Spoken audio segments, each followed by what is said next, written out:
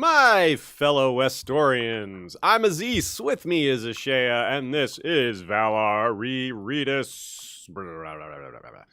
Each episode of Valar Rereadis for the Winds of Winter will feature a guest or guests. We'll take a closer look at each chapter, zooming in to the micro level, going through them one by one instead of in batches. That gives us more time to focus in. And because there's so much going on, it's more appropriate for nice wide open discussions with lots of different takes from different people. A standard warning must apply as well. These chapters are subject to change by the time we see them. That warning is more appropriate this time than for the other chapters because we discuss chapters changing, but frankly with this one we're missing a lot of the details, so it's not so much as that it might change, although it might, but that we just don't know everything that's there. We're not working with the direct text with a lot of it, which means we'll miss some of George's writing style, the cleverness, the nuance that we like to look for.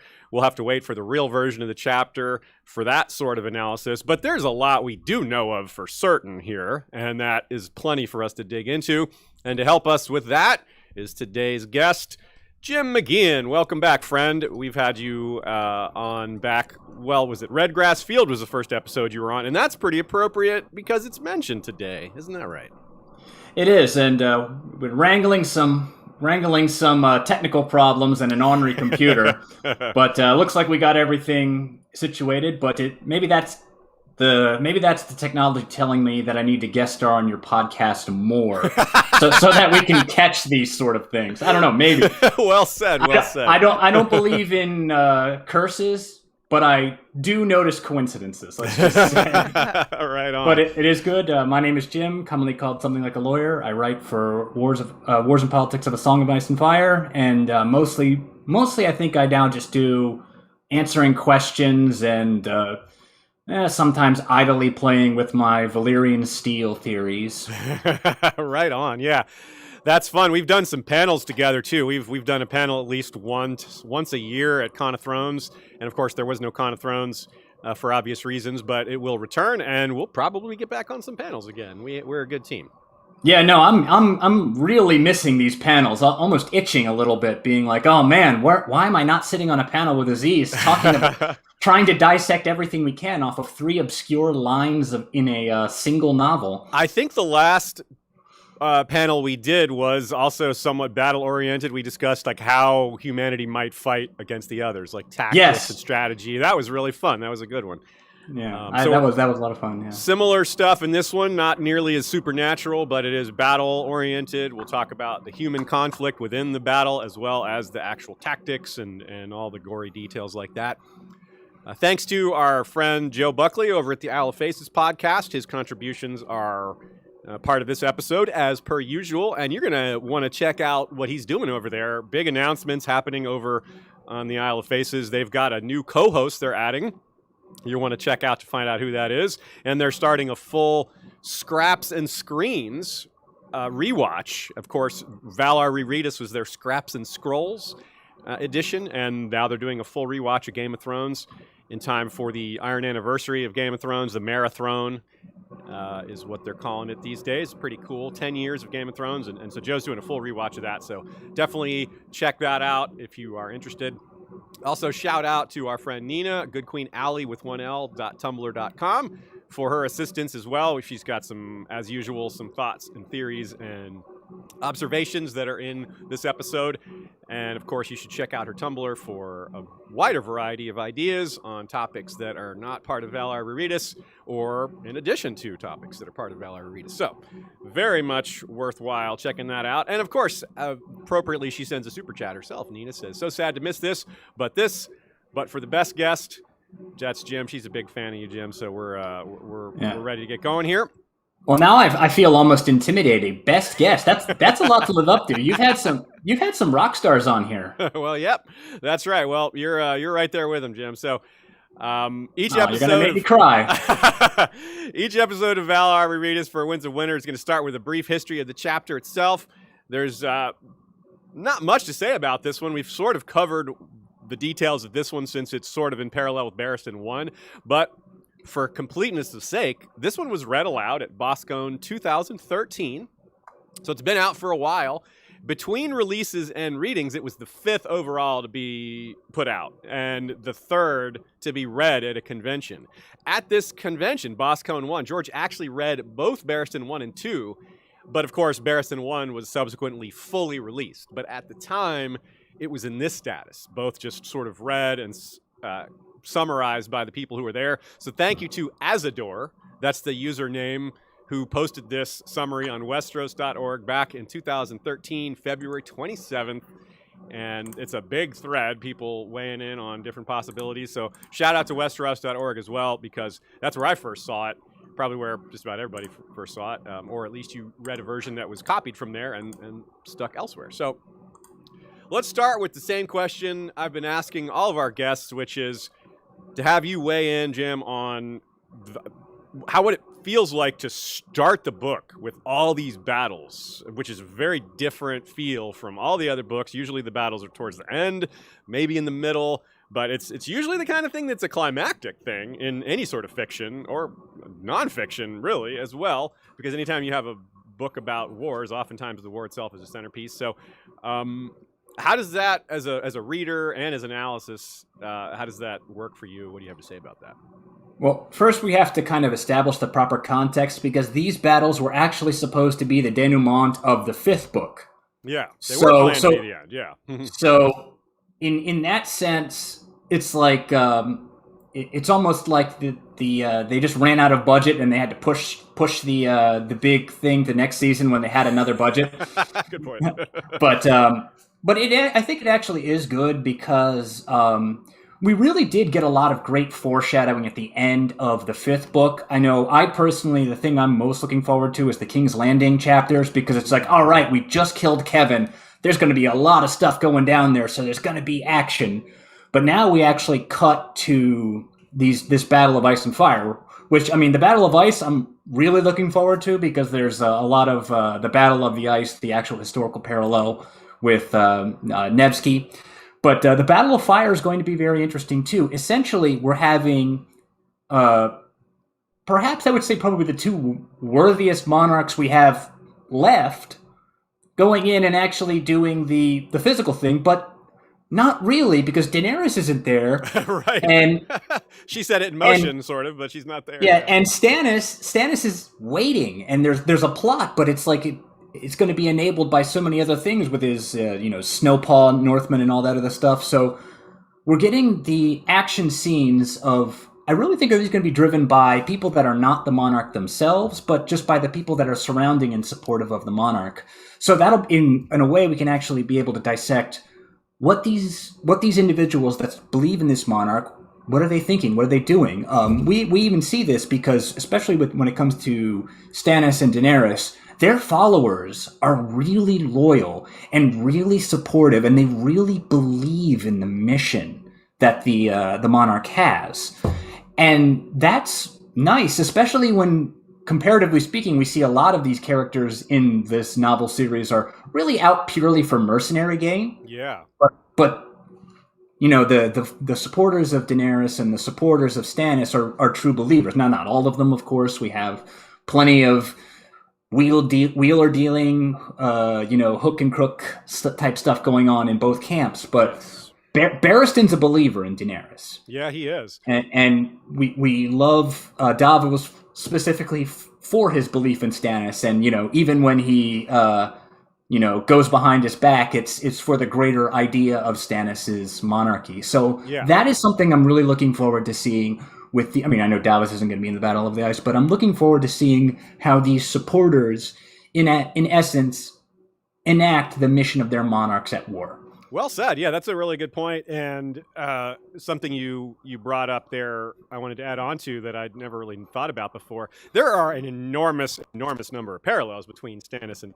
You've touched on a few of them there. It's by itself, it could be more than one episode's worth of material, but there's one that you just maybe somewhat accidentally raised, or it wasn't necessarily your intent, but it took me to a different place in my brain while you were talking about these other things. The idea that right now, as you said, they're fighting for Dany, And some of them don't even know she's alive, right? Some of them think she might be dead. They're holding on to hope. Like in Barristan's case, he's basically in denial about the possibility that she's dead. He's acting as if, well, she's definitely alive. If she's not, well, I can't really conceive of that possibility. Like intellectually, he knows it's possible, even though as readers we know it's definitely not true. But he doesn't choose to engage with that possibility because if she's lost, then what is his purpose? What's his, it's much more difficult for him. So he's acting as if it's the case. The same is somewhat true of Stannis. He even tells Justin Massey, "You may even hear that I'm dead. Continue on regardless." Of course, the circumstances of this death and disappearance are very different, but it still presents us with the same situation, something that you touched on there with them fighting for their monarch, even if the monarch might not be alive. Now, of course, they are, but it's super important to put ourselves in their shoes and think, well, what would you do if the person you were following and living up to their ideals and you thought they were dead? Like do you still carry on that mission? Do you still try to carry on those ideals even if they're not there to lead you? It's an interesting human conundrum there. So that's something we'll touch on as well. Leadership is a big part of this episode. We're talking about one of the topics we have planned is what it means to follow a man like Barristan, a living legend, and what it means to face these challenges in real time rather than just think about them in advance. So normally we write our own synopsis of the chapter. I'm going to try to distill it and hit the high points just to set it all up. But even for us, a synopsis of a synopsis would be a bit too meta. So it's not a super long synopsis. And frankly, we're better at expanding on topics than shortening them. So it's only 800 words. We're just going to read the whole synopsis that we have. Jim and I trading off paragraphs here. And I figure a few of y'all out there haven't even looked this up fully. So this will be a thorough experience for you. And then we'll go through it again with detail and commentary. And we've, of course, also got a lot of specific topics that we've picked out to discuss more thoroughly later in the episode. So let's get going. His gut feels twisted from nervousness as he rides through the gates. He knows that the feeling will go away when time slows down in the chaos of battle. Dany's horse is easily outpacing the lads and the rest of the cavalry. Barristan is pleased because he intends to outrun the widower and strike the first blow. The Yunkai are totally unprepared, and Barristan closes in on the Harridan, the largest of the trebuchets. The Stormcrows take up the cry, "Dario!" and Stormcrows fly. Barristan thinks that he will never again doubt the valor of sellswords. There are only 30 yards between the horse and the Yunkai legions by the time any defense is mounted. The air fills with arrows. A squire for the Stormcrows is killed, and a bolt pierces Barristan's shield. There are 3 horn blasts, and the pit fighters emerge from the gate behind them. Barristan glances back to see the pit fighters. There are about 200 of them, but they make enough noise for 2,000. One woman stands out, wearing nothing but greaves, sandals, a chainmail skirt, and a python. Barristan is a bit shocked and, watching her breast bouncing around, thinks that this day is sure to be her last. The pit fighters are mostly shouting Lorak and Hisdar, but some do call out Daenerys. Larak is hit in the chest with an arrow, bringing Barristan's attention forward, but the squire keeps the banners held high and shakes it off. Barristan has reached the Harridan, but a Giscari legion 6,000 strong has lined up to protect the huge trebuchet. They are 6 ranks deep. The first rank kneels and holds their spears pointing out and up. The second rank stands and holds spears at the waist height. And the third rank holds the spears out on their soldiers. The rest have small throwing spears and are ready to step forward when their comrades fall. Barristan knows that a maester's chain is only as strong as his weakest link, and identifies the companies of the Yunkish lords as the weakest of his immediate foes, certainly weaker than the slave legions. In particular, Barristan targets the little pigeon and his herons. The slaves chosen to be herons were freakishly tall before they were put on stilts, and wear pink scales and feathers and steel beaks. But Barristan sees that they will be blind because of the dawn rising over the city and like to break ranks easily. So Barristan turns away from the legion guarding the trebuchet at the last minute and heads for the herons. He cuts off the head of one of the herons and his lads join the fray. Dany's horse knocks a heron into 3 others and they all fall over. In a moment, the herons are scattered and running away, led by the little pigeon himself. Unfortunately for the little pigeon, he trips over the fringes of his bird armor and gets caught by the red lamb. The little pigeon begs for mercy, saying that he will fetch a large ransom. The red lamb just says, "I come for blood, not gold," and knocks in the little pigeon's head with his mace, splattering blood all over Barristan and Dany's silver horse. The Unsullied begin marching through the gates, and Barristan sees that the Yunkai have missed their chance to effectively launch a counterattack. As he watches more of the slave legions get slaughtered, mostly those who were chained together and could not retreat, he wonders where the sellsword companies like the treacherous Second Sons have gone. The Unsullied finish lining up outside the gates, implacable, even when one of their own number falls, with a crossbow bolt to the neck. Tumco draws Barristan's attention to the bay, asking, "Why are there so many ships?" Barristan remembers that yesterday there were 20, but now there are thrice as many. His heart sinks when he reasons that the ship from Volantis must have arrived, but then he sees that some of the ships are crashing together. He asks Tumco, whose young eyes can see more clearly, to identify the banners. Tumco says, "Squids, big squids, like in the Basilisk Isles, where sometimes they drag whole ships down." Barristan replies, "Where I'm from, we call them krakens." Realizing that the Greyjoys has arrived, his first thought is, has Balon joined with Joffrey or the Starks?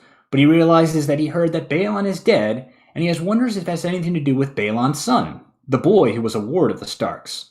He sees that the Iron Men are coming ashore, fighting the Yunkish, and he says, surprised, "They're on our side." The sellswords do not come to meet his charge because they were already preoccupied with the Ironborn. Barristan is almost gleeful. It's like Baelor Breakspear and Prince Maekar, the hammer and the anvil. We have them! We have them!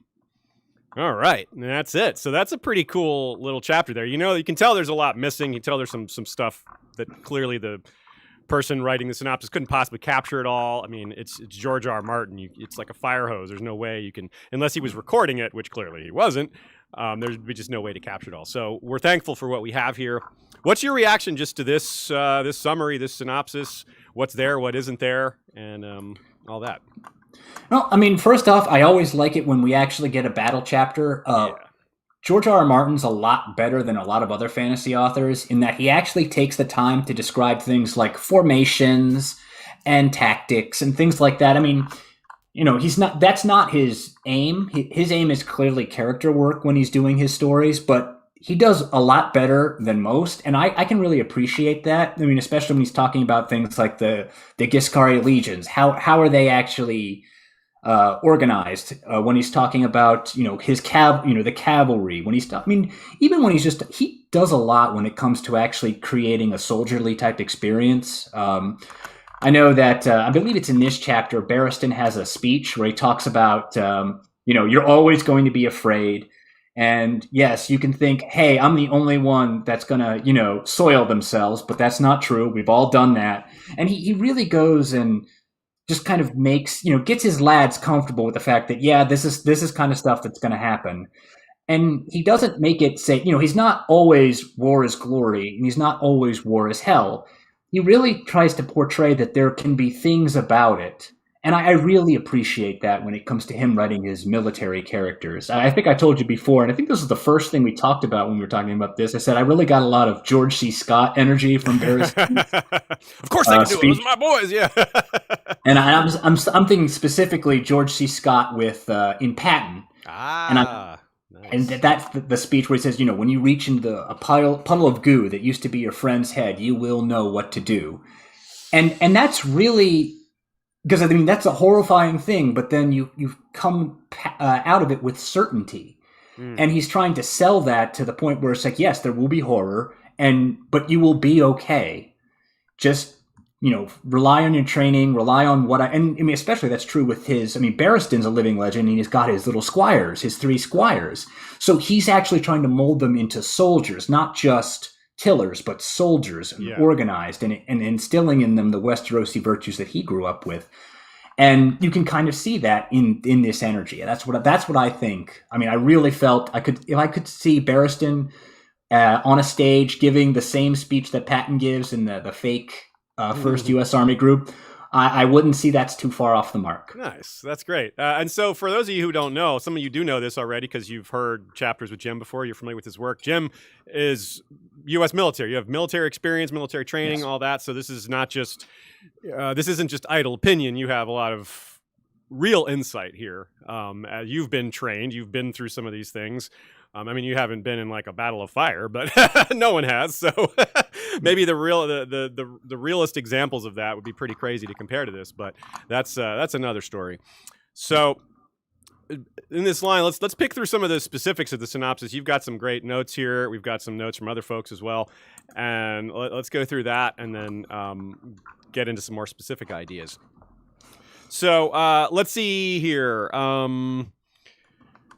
First topic, the Harridan itself. Something that you helped me understand here that I didn't potentially understand as well before was the importance of reaching an objective, like the purpose of having stated goals for a battle and then accomplishing that goal and how that affects morale. But it's not just the soldiers who accomplish that goal. When it's something visible, like a trebuchet that everyone on the battlefield, well, almost everyone on the battlefield can see. When they see it fall, they know that, hey, our side has had a score, a win of some kind. It's visible. And that also speaks a lot to the purpose of things like banners and horns, basically things that stand out in the chaos of battle.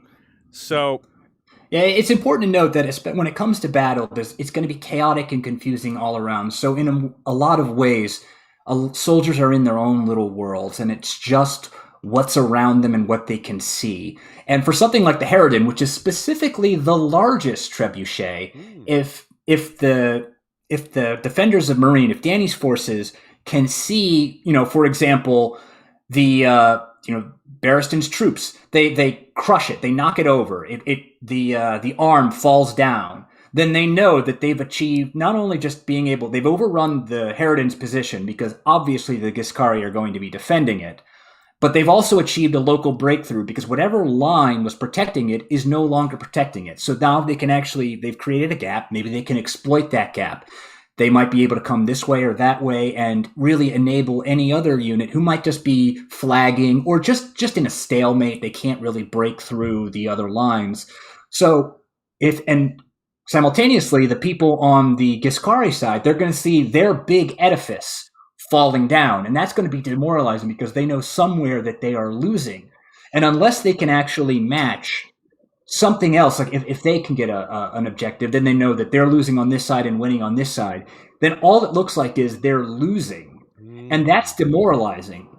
In battle, especially in medieval battle, most of the casualties came in the pursuit phase. So after the lines were broken and one side was running down the other, that's where the casualties happen.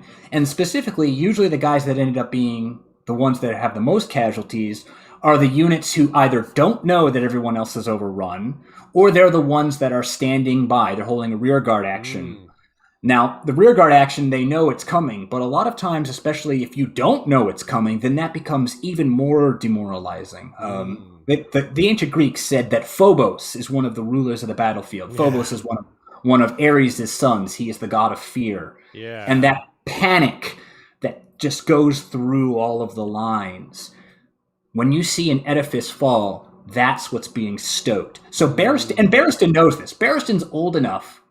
Barristan's experienced enough. He knows this. That's why he picked the Harridan, besides the obvious thing of now it can no longer attack the walls. It's because it's so tall, and he knows the most number of people will see it. That's a great point. Yeah. And you're right about Phobos for sure. This has been a major topic for all of these chapters. It's probably the thing we focused on the most, is fear and how to manage that and how these different characters manage and deal with it. It's really interesting to see the differences between Victarion, Tyrion, Barristan, all the people around them as well, but particularly those three, since we're actually in their head.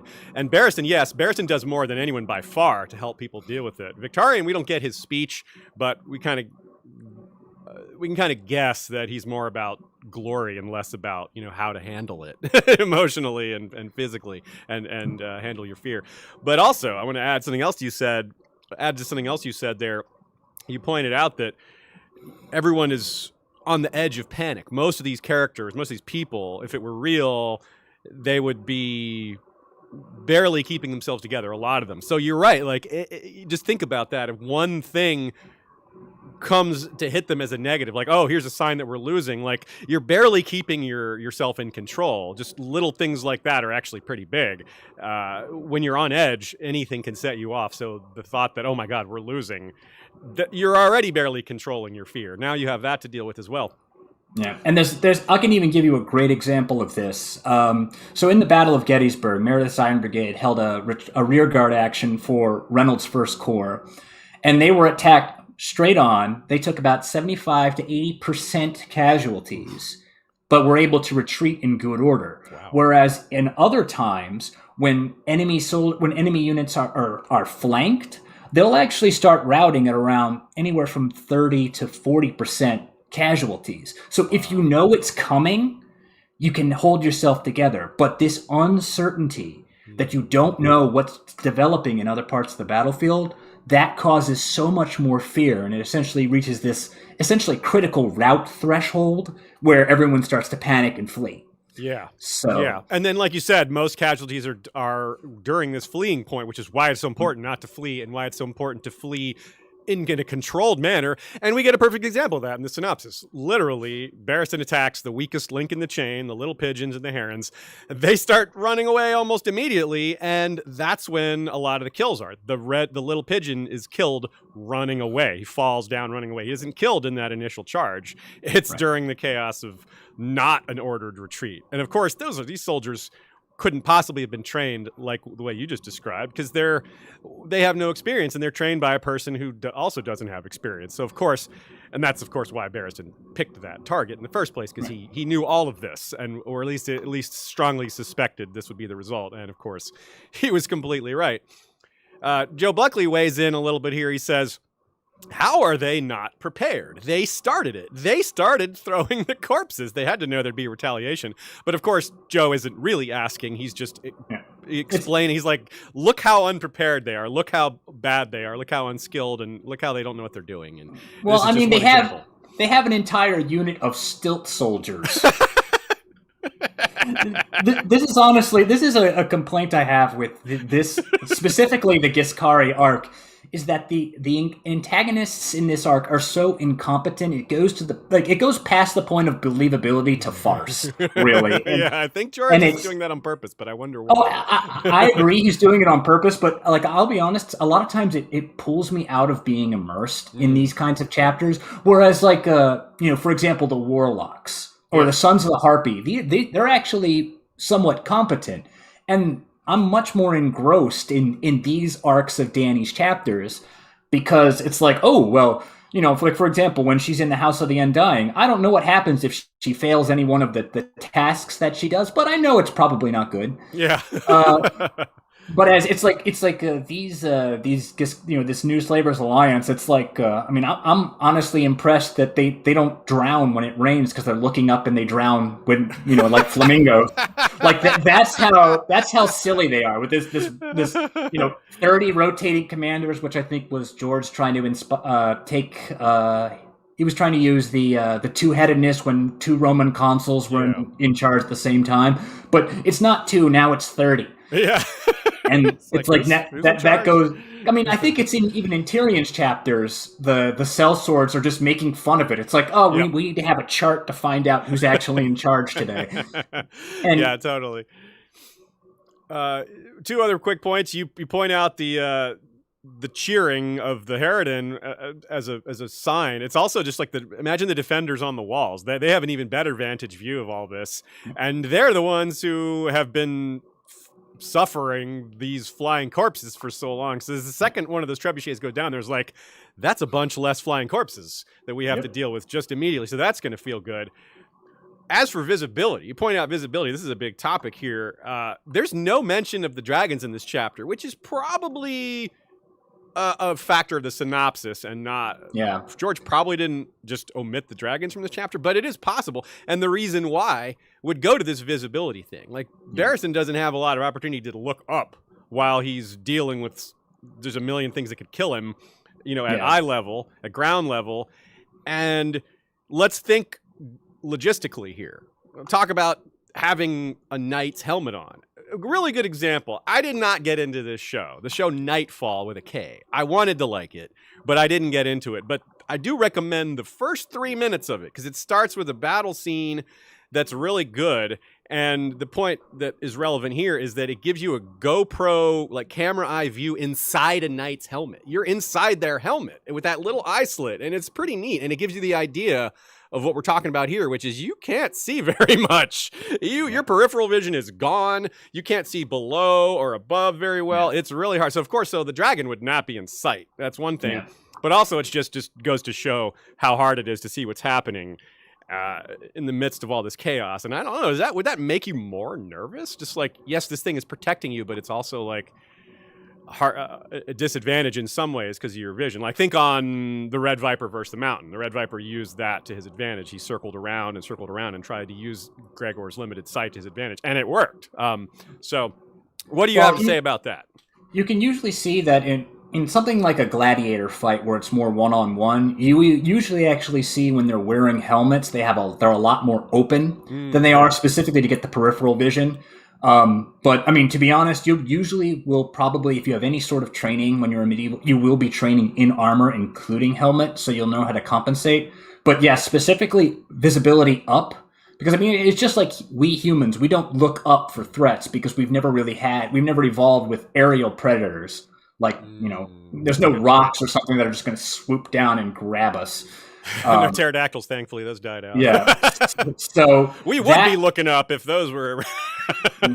That is true. But so it's actually better to make sure you have more protection, especially on your cranial, your right here. I mean, this is a good thick part of your skull, but you definitely don't want to take anything there. The World War I, the German helmet, they even had a Stirnpanzer. The Stirnpanzer was a plate that went right up here specifically to help protect against sniper fire. Oh. So you actually definitely are okay with losing upward visibility when it comes to your helmets. But yeah, no, having a good knightly helmet, it would kind of reduce visibility, but also the things that are actually going to kill you are going to be right in front of you. Yeah. So, and it's not like anything he can do about the dragons. Like, it might be, it takes some real discipline to ignore dragons, but like, he can't do anything. If a dragon wants to kill him, he's toast. That's it. Like, he can't avoid it. He can't run away. Like, may as well just hopefully that particular lightning doesn't strike you.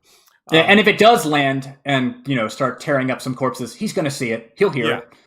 And honestly, he knows the dragons. Like, he's probably a little concerned, but he knows that they're more passive when they can eat, and they're not going to go attack a living creature when there's just dead flesh there to eat. So he probably has a better understanding than most about the way they could impact this battle. That said,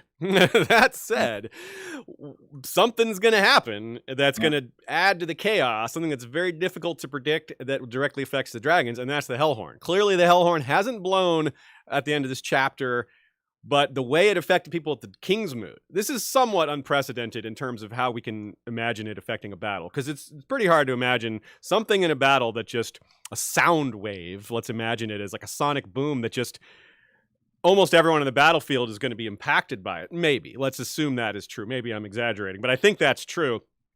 Setting aside what the dragons do in response to it, can you conceive of what like a sound wave, like a paralyzing wave, everyone's ears going crazy, like how might that affect someone that's in the midst of swinging their sword and trying to stay alive? And it's really difficult for me to understand that, let alone the people. We've also got horses and camels and elephants and the dragons. So I don't know if you can make sense of all that, but I'd love to get a take from you on what this might do. As I understand it, there are sonic weapons in development specifically for riot control. Oh. I don't know exactly how good they are. I know there's jokes in engineering classes about a brown note cannon. But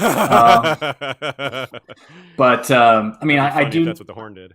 I mean, that's not really something that I study too often when it comes to new developments in weaponry. But I do believe there are. They're always trying to find things that are really painful but cause little damage.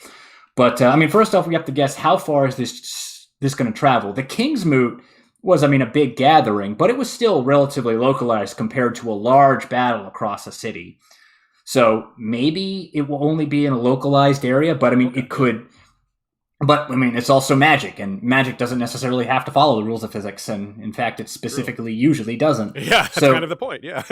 So I mean, it could localized on the beach. It could actually just bring people to their knees. It could make them vomit. It could make them. I mean, it could do also. It might be a brown note cannon. I mean, it could, hey, he makes that reference. Everybody, poops before their first battle.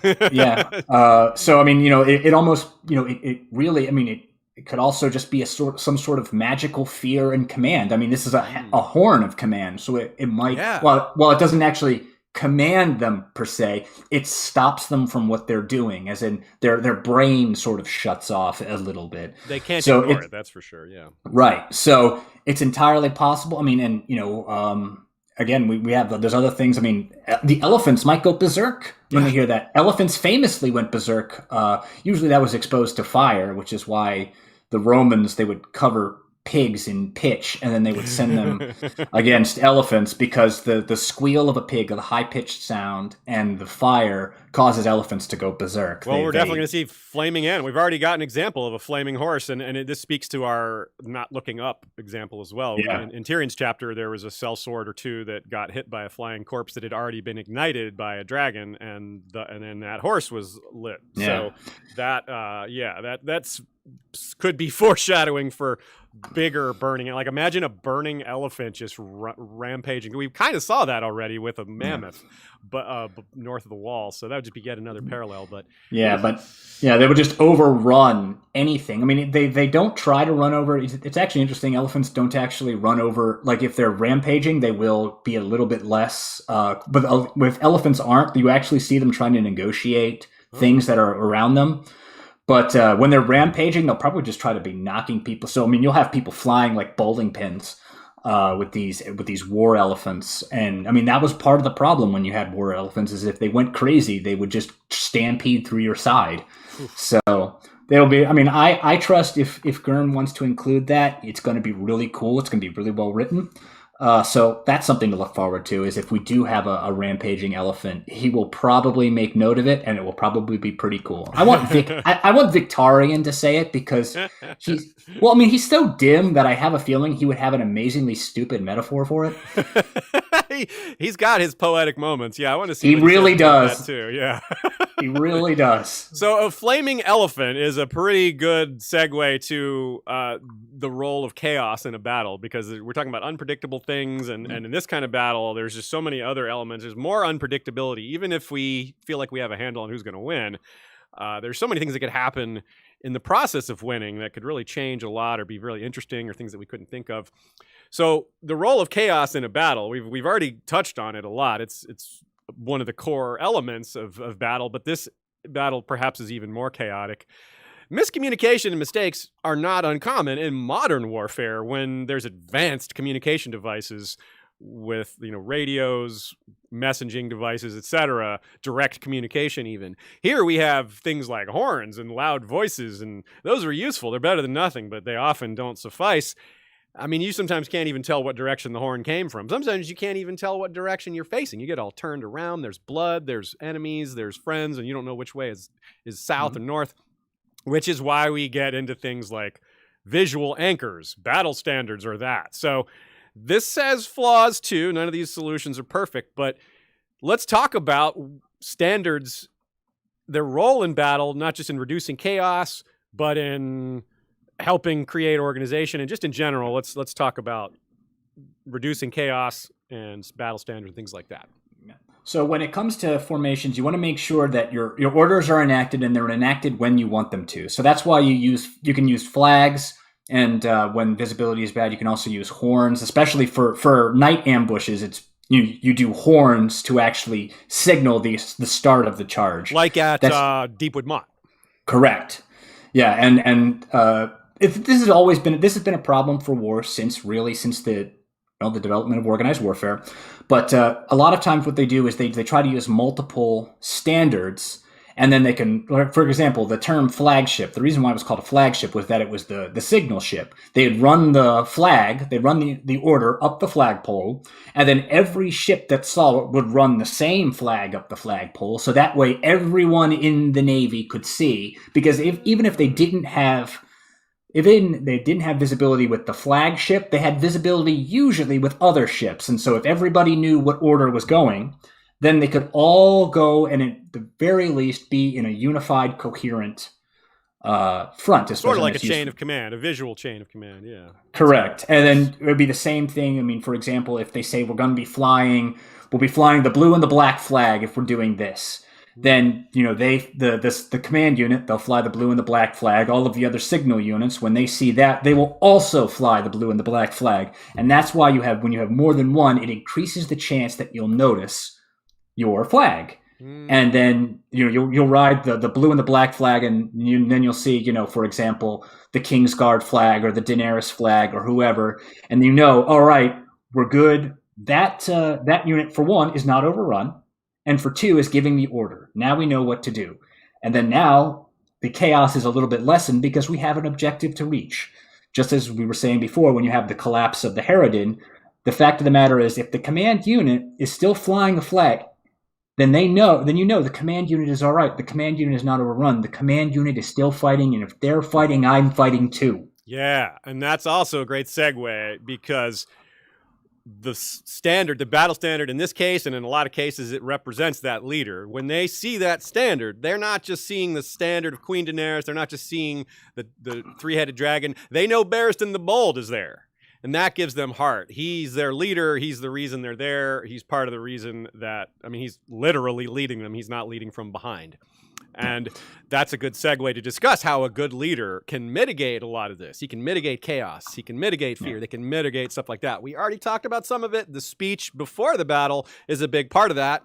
So is Barristan's lifetime reputation, having been built up over the course of his whole career. And that is fully in play as the men following him are following that reputation, which he has reproven. We'll speak to that again in a minute, but since he's gotten to Meereen, but the legend followed him all the way from Westeros. So let's talk about that, the value of experience, the value of following a man that has proven himself over and over, and how that can just add so much to the people following him.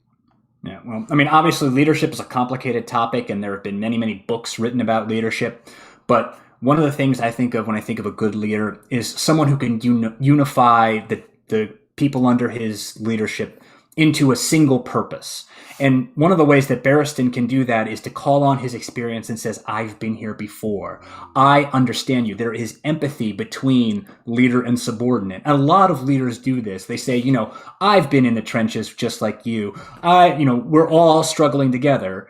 Sort of thing. Everything is bad, but we're all in this together. And that's a unifying message, especially if you're dealing with, a lot of these freedmen have, for most of their life, their leadership has been the pampered slave master, telling them to do something, and the overseer whips them if they don't do it fast enough. Yeah, they've never really experienced good leadership at all until maybe Dany and Barristan or something like that. Yeah. So the fact of the matter is, Dany and Barristan are taking on risk, especially Barristan. Barristan's leading from the front.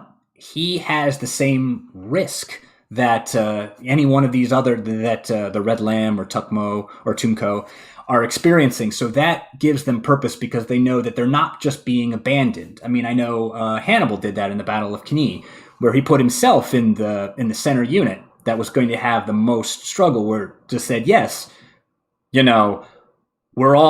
is the riskiest part, but I'm here. I'm not going to leave you to die. You're not being sacrificed for my glory. And then to counter that, in the Battle of the Upper Baetis, I can't remember the name of the actual battle. Hasdrubal tried the same thing, but the Romans, partially because Hasdrubal was not there, were able to split the lines and not be encircled. So you can kind of see the compare and contrast. Whereas if Barristan is saying, look, we're all in this together, and you notice his guys do okay. Now they also hit, chumps, so they probably wouldn't have. Though, right? That's part. Oh yeah, well no, that's just a solid tactical decision. You always want to hit. It's like I think it was in the show where they said he only fights people that don't fight back. And he's like, well, that does seem easier, doesn't it? Yeah. There's no reason to take on their strongest foes when you can just take on their weakest. And especially, too, that's a phalanx. You do not want to hit a phalanx head on. You actually want to flank a phalanx. So if he is able to, for example, break the herons and then use his cavalry to move around and hit the phalanx on the sides, that's where they're weakest. I mean, that was the Macedonian phalanx's weakness. Alexander was one of the greatest troops in the world, one of the greatest generals in the world. But if you hit a Macedonian phalanx on its side, you had a pretty good chance of coming out ahead, even trying to split through that phalanx. Yeah, true that. Yeah, no, and that's important. Barristan is no chump when it comes to military tactics. That part of that's his experience. Part of that's also Westerosi boys are educated in the military sciences. He knows the value of formation. He knows where to attack. He knows how to attack. So the fact that that's also something that his men can take into their take confidence in. It's not like, again, these slavers, they're doing all sorts of stupid stuff, and they've never been in a war, and they've never studied war. Yeah. At best, they maybe cursorily studied it on passing whim. Barristan, that was what he was expected to do. I believe he was actually the heir of House Selmy before he joined the Kingsguard. So he would have been expected and educated to have led the armies of House Selmy when his father got too old. Yep. His father, Arstan, by the way. Yeah. Barristan's a great warrior, but not the most creative guy. Well, but yes, that's really well said. And also, let me add to that, there's this. He's with the point you made about empathizing with his men is really important, and it's something that coming back to Tyrion and Victarion, something they don't know how to do. Victarion doesn't know how to empathize with his men. He's just like,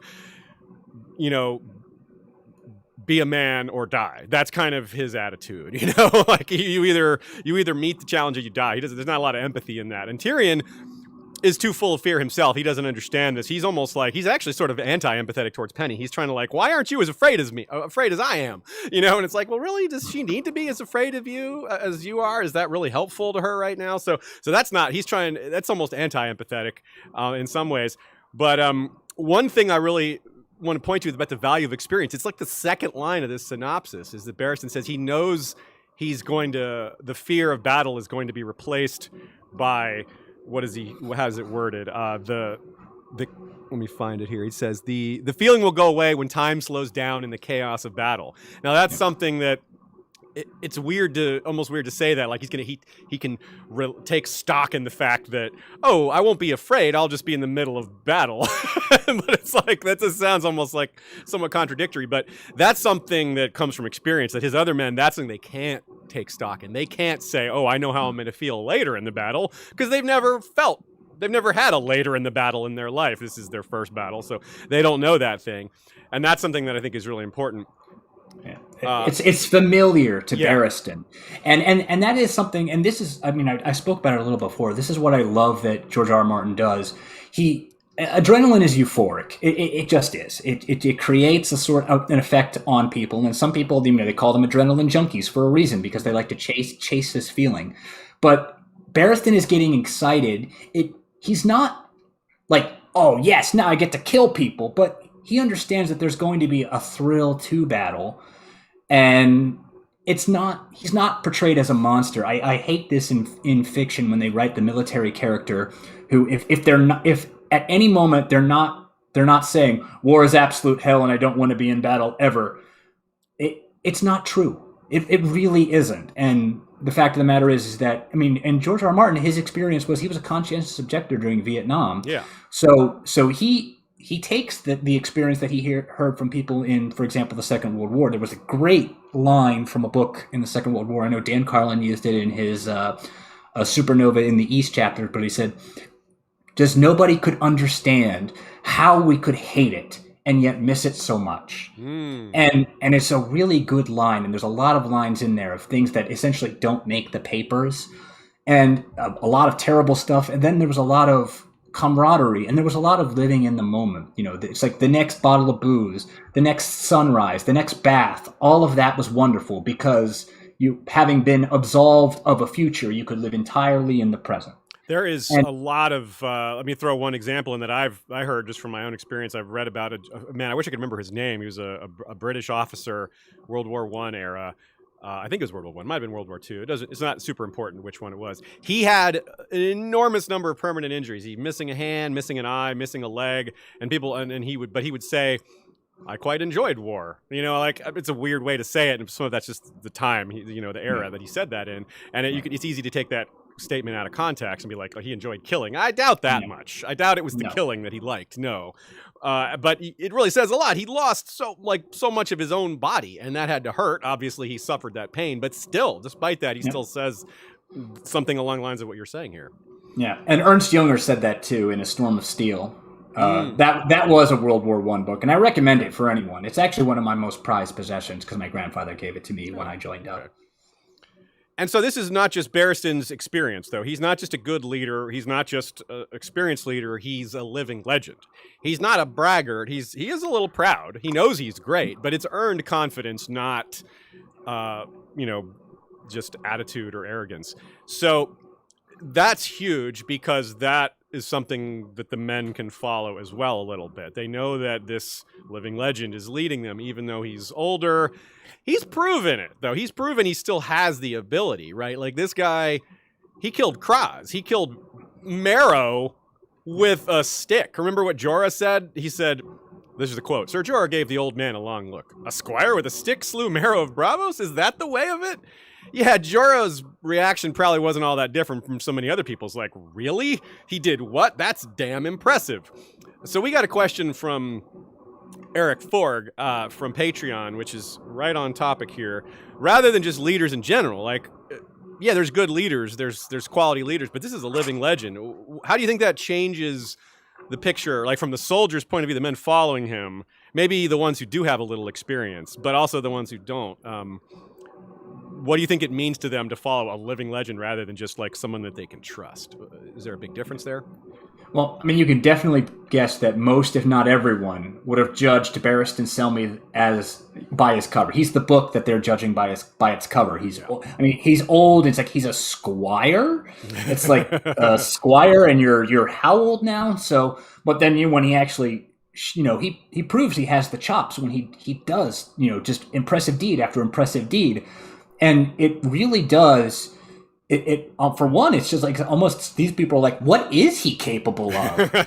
If he can do this at 80, however old he is, he might be a century old and he's still just wrecking faces.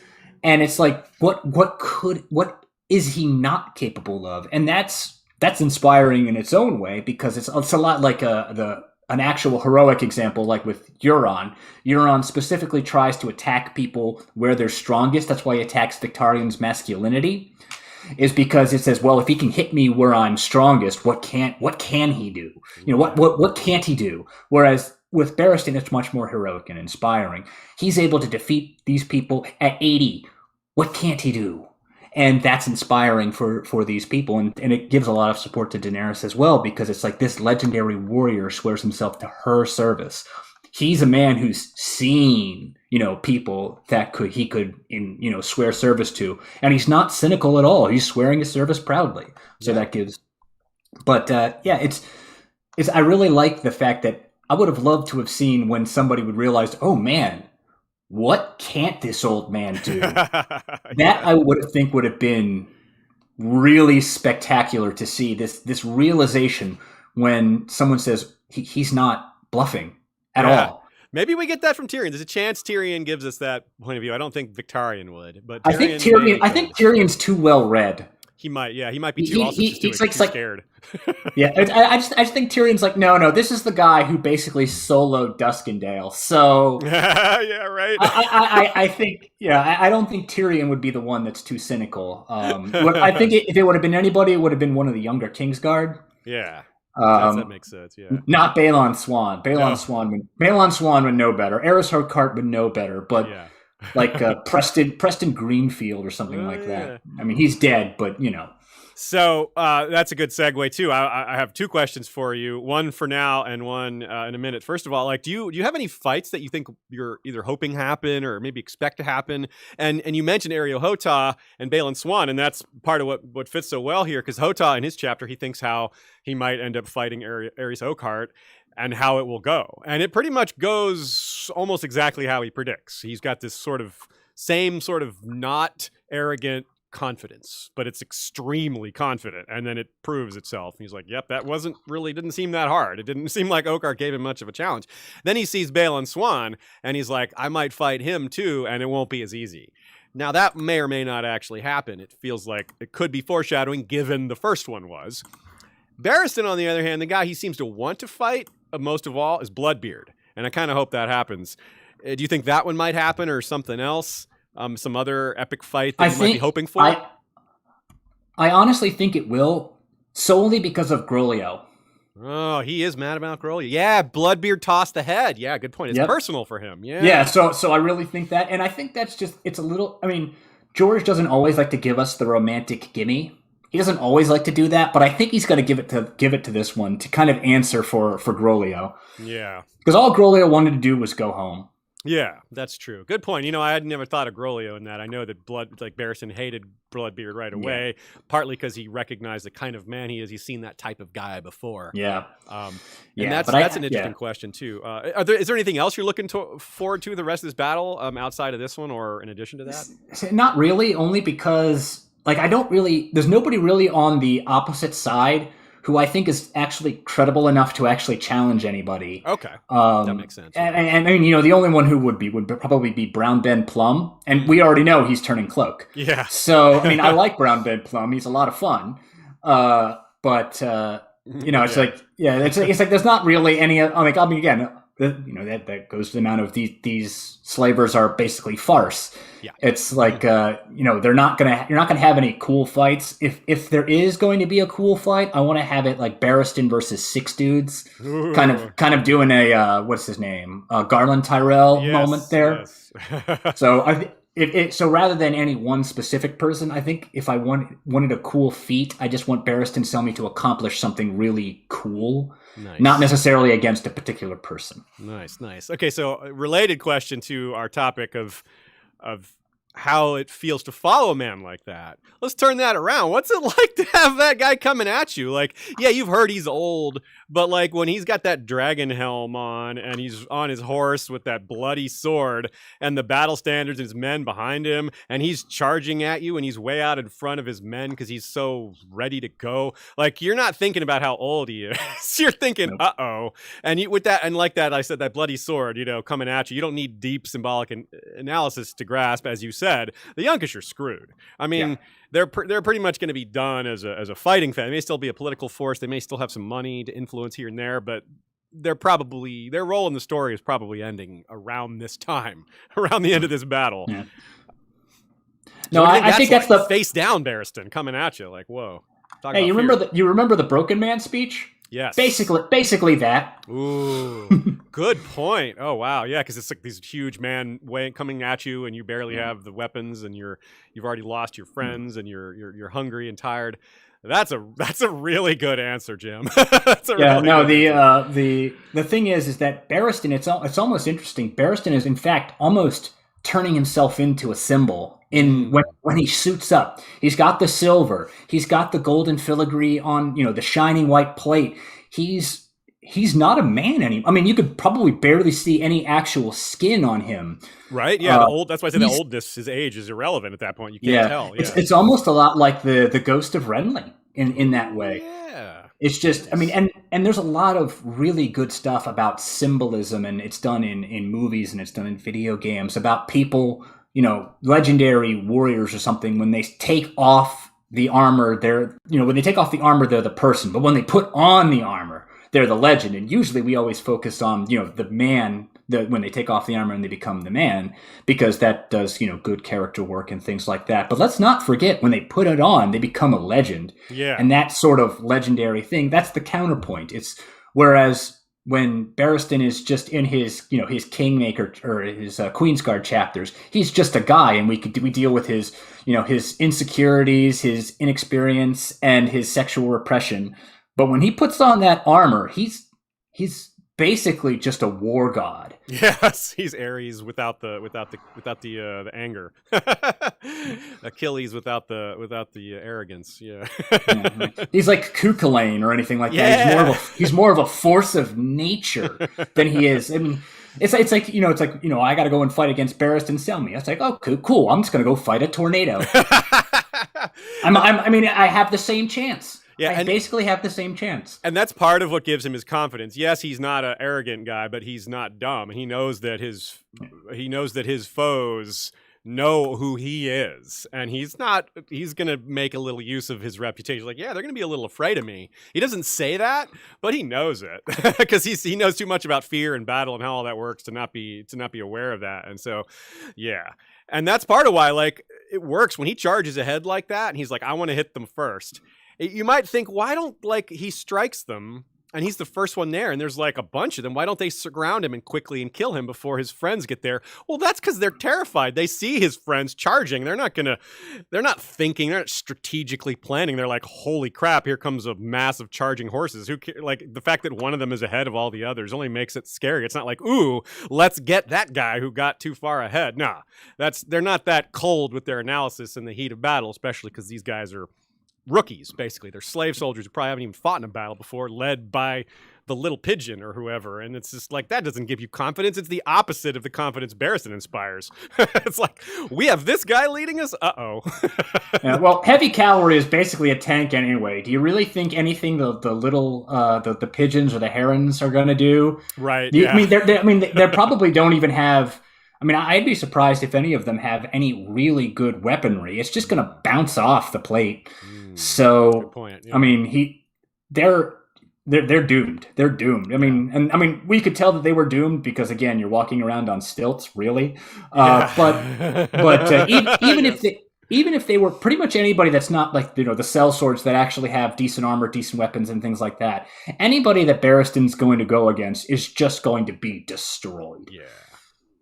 So there's a line, of course, there's that great line with the red lamb killing the little pigeon. I came for blood, not gold. That kind of, this is a synopsis, but I have a strong feeling that's a direct quote. Like that's word for word. Yeah, the kind of thing that George like looked at the audience and said it, like projected it, and everybody went, yeah, that's the kind of thing. It was like, I'm getting that word for word. So yeah, I bet that's a direct quote. I'm with you there. The good example of something that we learned from Brienne's chapter, where she says, all that training in the yard, or her master at arms teaches, like, all that training in the yard is nothing if you hesitate in battle. Well, the red lamb did not hesitate. So that's nice. But the bigger point perhaps is the symbolism of the blood splatter coming from the little pigeon that goes all over the horse and Barristan. Isn't necessarily symbolic, but I wonder if this is just to show like how covered in blood Barristan is, metaphorically, but it could also be a sign of his death. Like maybe he's going to die. I don't think he's going to die in this battle, but his death might be coming soon, one way or another. Same goes for Dany's horse, who was brought into this battle, and maybe the horse is sort of an afterthought now that Dany has Drogon, her new mount. So what do you think about Barristan? Do you think he'll survive to see Westeros? Where do you fall on that theory? See, craft? That I've always been tough on that. For one, I mean, I always, I don't like to do predictions too much, just because it's just not something I do some speculation, but it's not really the nitty gritty. But I think he's going to survive this battle. I actually think that the Red Lamb doing that is actually nothing to do with Barristan himself. It's the Red Lamb's baptism, is what I think that is. Okay. So now he is actually the Red Lamb. He called himself the Red Lamb before, but now he actually is the Red Lamb. Yeah. So I think the silver will. I mean, I think the silver, if the silver's too symbolic, I think to just be killed by some rando in the some random spear thrust in this battle. And I think it's too important. It's got to die. If it's going to die, then it's going to die. At Westeros, where perhaps as a sort of symbolic thing, perhaps maybe whether Dany turns from the Iron Throne to fight the others, or it blows up in King's Landing, or one idea I'm having right now is maybe it could symbolize a break with her relationship with the Dothraki. Like she has a strong relationship with them. They could be about to join her in full. As she's the mayor who mounts the world, etc., and maybe like the death of the Silver kind of she has a I don't know, a break from them, some sort of problem. Yeah. I don't know, maybe. Well, if if the Dothraki die, if King's Landing blows up. Oh, sure, yeah, maybe the Silver could die there as well. Some sort of awful, if she bequeaths it to a blood rider or something like that. One theory that we heard in a previous episode was that the Drogon will eat the silver. We're like, whoa. Ooh, that's a little too. That's raw. I mean, don't get me dark, wrong, right? But it's also possible that the silver ends up being like what's the horse from the Wheel of Time? Bella. Yeah. The one who just survives everything. It's like, huh. I agree. Yeah. So that's pretty cool. And you and Nina had a discussion in the document here about, and you guys weren't the only one who caught this. I'm glad to see this. I missed it, and when you pointed it out, I was like, oh, of course. So this horse, another Lord of the Rings reference, huh? Oh yeah, Shadowfax. Yep. Yes. Yep. In Lord of the Rings, Gandalf gets ahead on Shadowfax, runs way ahead of the army, strikes the first blow. Yep. The sun is in their eyes, just like here. Yep. It's a silver horse. Is it silver? Yeah, it's silver horse, and it's a white-haired man, an old guy, Yep. But he's leading the battle. So that is, that's 100%. To be fair, George really loves his Lord of the Rings references. He does, and he really does. We love to point them out. I like to say that we point out lots of Lord of the Rings references during Valar Rereadis, but there are surely many more that we miss because there's. Oh yeah, well, we couldn't. I mean, to be fair, I mean George grew up with J.R. Tolkien as a significant influence, so as opposed to us, we like both book series. Yeah, it was. It's just a lot stronger for him, and also he's a writer, so he has the ability to seed that in there. True that. So I agree with you that he'll survive the battle. Setting aside other predictions and what may or may not happen, one thing that I think is a pretty reasonable prediction, assuming he survives, is that he's going to look real heroic. Like a living legend does something else legendary. We have to give ourselves a lot of leeway with perspective here, because while we're sitting here talking about how silly the slavers are and how automatic this outcome in terms of who's going to win, not necessarily the nitty-gritty of who lives and who dies, but in terms of Dragon Queen's side beating the Yunkish, no question really there. So I think building on that, given that Barristan will look like a huge hero to the rank and file, to the people who don't see things through the reader's point of view, because to them it looks like, ooh, this is a touch and go. We could lose here. This is dangerous. We could all die of plague. The dragons could kill us. Who knows? They just don't know. They don't have our perspective. They don't see who has plot armor like we do, things like that. So the fact that Barristan could become an even bigger hero, this is, I think, an interesting potential plot point, because being a hero isn't always a great thing. Like, this is a guy who led the Queen's armies through plague and dragons and invaders and civil strife. Hey, there's our 4 horsemen of the apocalypse again. And he won and presumably survived it all and wins all this acclaim. He's not thinking about glory. He's not thinking about, oh, they're going to love me when I win. That's just not the way his mind works. So maybe we don't think about that.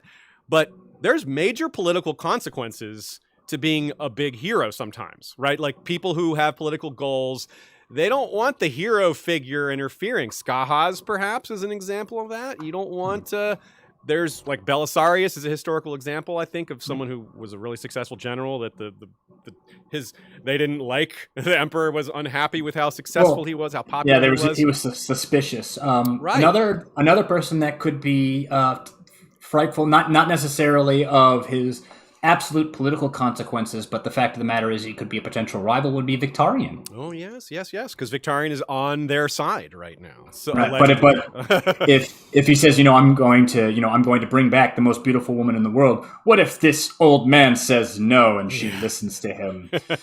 And of course, I mean, I don't think Victarion's surviving very long, but right. he's got so many death flags on him. That's actually going to replace the Krakens on his ship. And his arm is currently, like, slowly incinerating him. Whatever that is, I don't even know. Yeah, but yeah, just right sort of weirdness. That. But it's entirely possible. I mean, again, just the threat of that, or the idea of the threat of someone is enough to cause people to rash action. I mean, the Shave Pate could be thinking, hey, maybe we have to worry about this, but I mean, it could be anything. Yes. And I mean, we already see. I mean, we were talking about how the political status. We saw what happens when Barristan's realizing, hey, the worst Kingsguard are the ones that play the Game of Thrones. It's like, but I also stood by, and look what happened here in Meereen. Yeah. So it's another trope that George is kind of lancing is the idea that all people, that the only good leaders are the ones that don't want any power. Mm-hmm. And stuff like that, where it's like, inaction and not wanting to do anything has its own problems too. You have to evaluate the totality of the character. Ned Stark is an and that's just how it is. Yeah. Oh yeah. Yeah. And of course, we've drawn a lot of comparisons with Barristan and Ned, and this is just another one. It fits really nicely. Yeah, and it's just, if you evaluate the character, you have to see, he loves his gray characters too, and his flawed characters who have strengths and weaknesses. Mm-hmm. Daemon Blackfire and Daeron II. We had a whole thing on that. We sure did. And we're about to go back there. I think had 7 things on that. 7. Yes, we had a lot of things. So that's one way I'm a little quote unquote worried about Barristan. I do kind of assume he's going to die at some point. So it's not like worry. It's more like it feels somewhat inevitable. But I feel like this is his hero's newly gained, or at least increased hero status could be a problem for someone like Skahaz. We're looking for reasons for why Skahaz might assassinate Barristan, and this might be it. Or anything to subvert Dany's mission. It could be Mokoro, just as easily as it could be anybody. Anybody that wants to guide Dany away from anything else might see Barristan as a potential threat. Yes. Even Tyrion, although I doubt Tyrion is going to assassinate Barristan. Yeah, that's still, but more on Tyrion in a minute. But it would be a really dark twist too for his ending to be for a Knight of the Kingsguard who spent his life protecting the royal family or various royal families against assassinations for him to be assassinated because of politics. That's real meta and dark.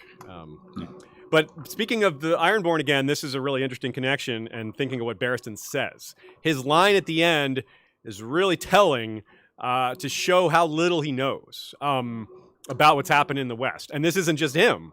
Dany is right there. Dany, all these things that Barristan is expressing ignorance in regards to, is that Theon? Is what he's thinking? Or wait, Balon, Theon, what's going on here? And then he thinks about the Starks and all that, and Joffrey, Joffrey's dead, right? It's just a reminder. It's hard. It's almost like, wait, that's right. Dany and Barristan don't even know Joffrey's dead. That happened a while ago. They don't even know about the Red Wedding, y'all. It's almost shocking to hear that, but it's they really don't know anything about this.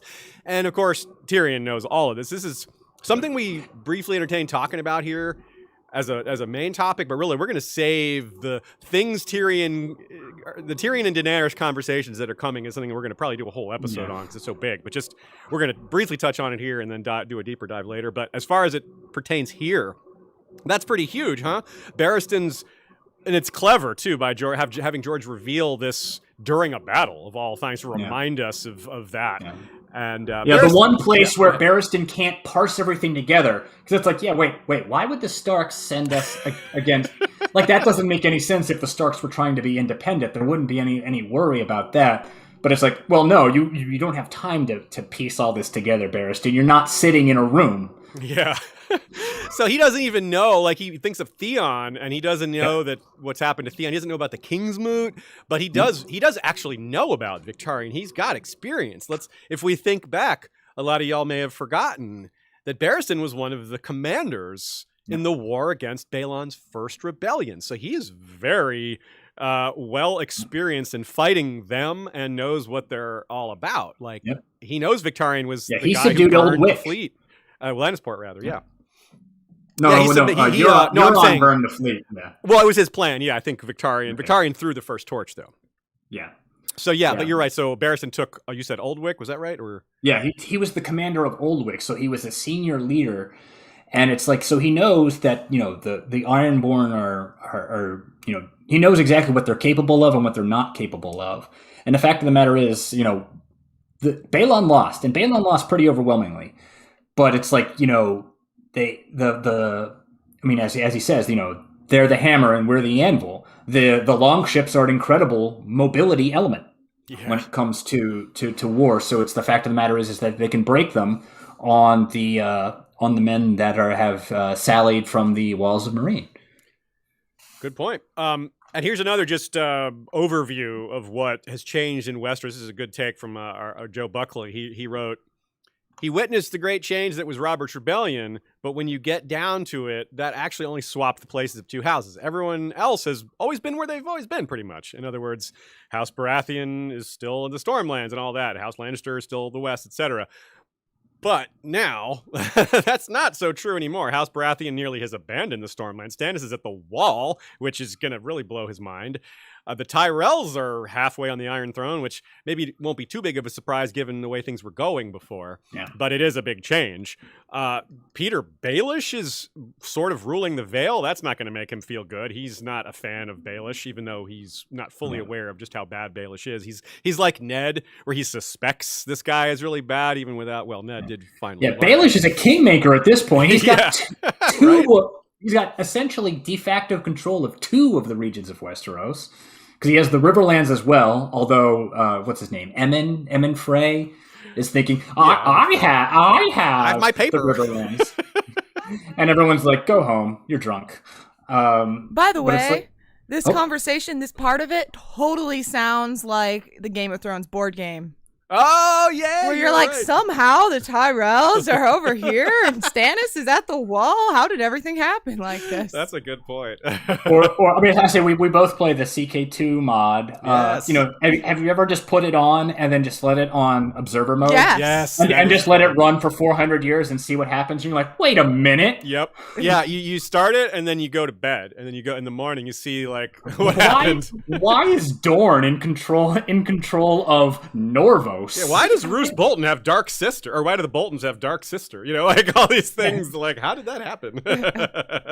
Yeah, that is a really fun part of that game. Yeah, so you're right, this is like this. We have this, what we're told is sort of a stable Westeros. It's been that way for so long. Barristan's a kind of a conservative guy in terms of his outlook on the world. And then this happens, like, what? Chainsaw goes through the feudal order. Yeah, it's so different. Talk about, everything's the same until it isn't, and so much is different. That's really neat. Another thing about Barristan that he maybe revises his opinion on, at least in the moment, is sellswords. As he's charging, we have that line, he'll never again doubt the valor of sellswords. Now, Joe points out, maybe Barristan should have known better. It's never been valor that's in question for sellswords. It's loyalty. It's things like that. As far as like their ability, I mean, they're professional fighters. Of course, they're going to be pretty good at it, or no one would pay them. But the point here is, I'm not sure Barristan's ever fought on the same side as sellsword. Maybe there were some sellsword companies on, Robert's Rebellion. I'm not sure. It's not mentioned. Probably. That it's possible, but in every other Westerosi war, we do see, because it's like, we have the free riders that signed on with the Lannisters, and then they jump ship to the Starks and stuff like that. Yeah. So I think so, but I honestly think that's cultural posturing. You have to remember that Westeros is a military aristocracy. Yes. So they're going to look down on essentially people who are doing what they're born to do, to be in trade is what they're supposed to do. It's the same way that, what's his name? Illyrio.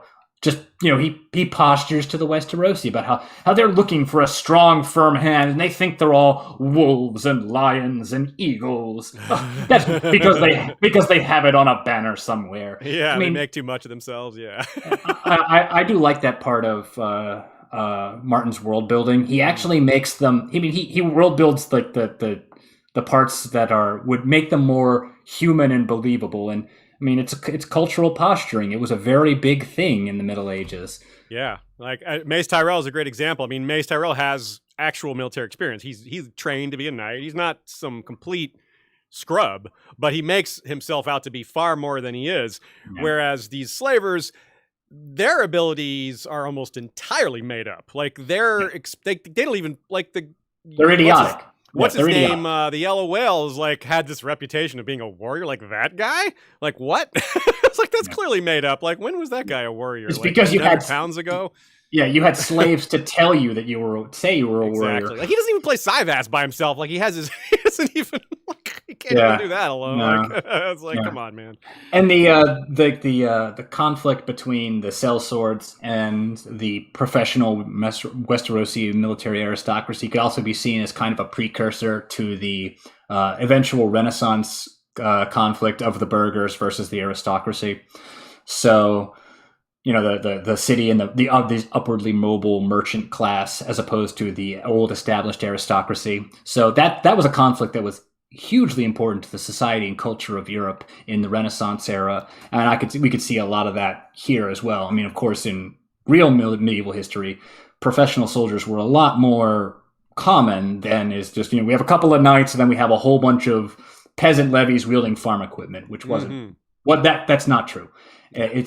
But it does make for interesting character moments. I mean, we get the broken man speech kind of informed on that a little bit, but in truth, it was usually some professionals, some semi-professionals, some quasi-professionals, and then in an emergency, you could go to the peasant levy if you needed it. Okay. Yeah, and speaking of things like that, I don't know that we'll ever get it, because as we said, maybe Barristan doesn't make it this far, but I really want to know. I would be very curious to see his take on the Golden Company. Given their professionalism, not just his take. Like, I'm very curious to his reaction to the existence of young Griff. But setting that aside, just the Golden Company and how that skilled leadership is going to be pitted against the Lannister Tyrell forces, which don't really have a lot of skilled leadership. I mean, they have some, but it's mostly. I think we have Randall Tarley. It's just Randall Tarley that's left. Point. Really, Tarley, and he may switch sides. So, as far as it's not that they don't have competent commanders necessarily; it's that they're not the ones in charge. And the Golden Company are even greater because they have the professionalism, but they also have a pragmatism that seeks them to devote to success. Yes. Whereas, like, you have guys like, you see that the archers and the infantry and the cavalry train together. That doesn't happen in Westeros. There's too many class differences. That was a big revolution from in the Great Northern War with Gustavus Adolphus, the King of Sweden. That was one of the things that was amazing with him, is that he had the artillery and the infantry and the cavalry all training together, and they fought together, and they mixed together, and they were much more effective. The whole was greater than the sum of its parts. If nothing else, the Golden Company needs to bring that to Westeros. If Westeros actually wants to have to be worth a damn in the later scheme of things, I mean, wouldn't that be great to actually have a decent military command and training against the others? We're not going to get that because they're already moving. Yeah. But I mean, we were talking about it. I mean, we saw that with Tyrion and the artillery crews with the Wildfire. You have to do this. Anybody that fails must be dismissed. We must have accountability at this entire level. This is too important to leave to not being trained. Could you imagine if they were doing that to the others? Yeah. Whoa. That would actually be something spectacular going forward. But maybe that's going to be. I mean, my overall prediction is a broken Seven Kingdoms, as in they go released to the component kingdoms, but there's ties of diplomacy and trade and all this other stuff between them, so that the dream of Aegon isn't dead, even if the Iron Throne is gone. And maybe that will be something that. Maybe that will be something that goes through it along with these things. If there's a surviving member of the Golden Company or someone with associate experience, or maybe Tyrion. Yeah, good point. Okay, so let's see. Moving on, a couple of quick parallels. A little add-on to our Shadowfax discussion. Not the Shadowfax part, but just the connecting a dot here with the description of the silver when we meet her for the first time. Nina points out that Dany thinks of the silver as no ordinary animal, quote, spirited and splendid. When she first rode the horse, she found herself moving faster than she had intended. She tells Drogo that he's given her the wind. And now we see, like, in action, yep, this horse really is special and fast. And the Dothraki know their horses, and there's a reason why this one was esteemed above all others other than maybe Drogo's itself. Yeah, this is good by Dothraki standards. Yeah, these are people who, I mean, the Dothraki stereotype of them being, just the barbarian hordes is not true, as we see when we get into their Dany's POV chapters and behind them, and even when but they know how to breed their horses. They can make good horses. They can breed good horses and powerful horses, and this is a mighty specimen. Yeah. So I have that's also why I don't think she's going to die to some random spear. Okay, yeah. She's just too good. Yeah, she's just too good. This is literally like a 1 in a million horse or something. What do you think about? What do you think about Drogon eating her? I think that's a little too raw. I think it'll be too raw, but also I think not if he burns it first. Well, I think Drogon might know the smell too. Oh, he is used to it. I also wonder if Drogon knowing the smell of the silver would be relevant at all. Certainly, it's the other way around. Seems to be relevant. The silver being used to the dragons. Yeah, that was pointed out. But we do have some legendary horses in history, like Matsukaze is the famous Japanese horse who could run until he bled and would keep running. Jeez. Well, no, in a good way, as in he was just so tireless that he could run until he would literally had to stop. Wow. So in that sort of thing. I mean, but we have that. What was this? I think it was Durandal was the horse of Roland, or was that his sword? I can't remember. There's always been legendary horses. Bucephalus, of course. Yeah, Bucephalus. Alexander's horse, Yeah, Alexander's horse. And there's just, even I think, what is it? Belisarius was once covered in dirt and grime from the battlefield, and nobody recognized that he was who he said he was, but they recognized his horse. So they fired on the Gray Bay, I think it was the Gray-faced Bay or something like that. Nice. So it was kind of, it was kind of. So yeah, all of these legendary horses, they have their place. That's why I don't think, like I said, she's not going out just randomly off page. She's too important. It was insulting what the show did to that horse. The horse just died of exposure in the red waste in the show. I was like, come on, that's not a fitting ending. That's one of these. That's one of these right here. So another quick parallel. Nina points out the similarity between the Yurkazo Yunzak's death and the Little Pigeon's death. Both of them were somewhat trampled after tripping on like their tokar, the fringes of their bird armor, and it's the same kind of thing in that it's very karmic. Like they were killed by their own trappings of power, like their own outfits are why they couldn't run away. Their own elite self-conception literally took the legs out from under them. Ooh, well said. Yeah, so that is nice. Good catch, Nina. Now let's talk about some historical parallels. This brings us way back to the thing we talked about at the beginning, how the first episode you ever did with us was on the Redgrass Field, and in the last or second, it's the last sentence of the synopsis, which may actually be the last sentence. Of course, we don't know for sure. He says, "It's like Baelor Breakspear and Prince Maekar, the hammer and the anvil. We have them. We have them."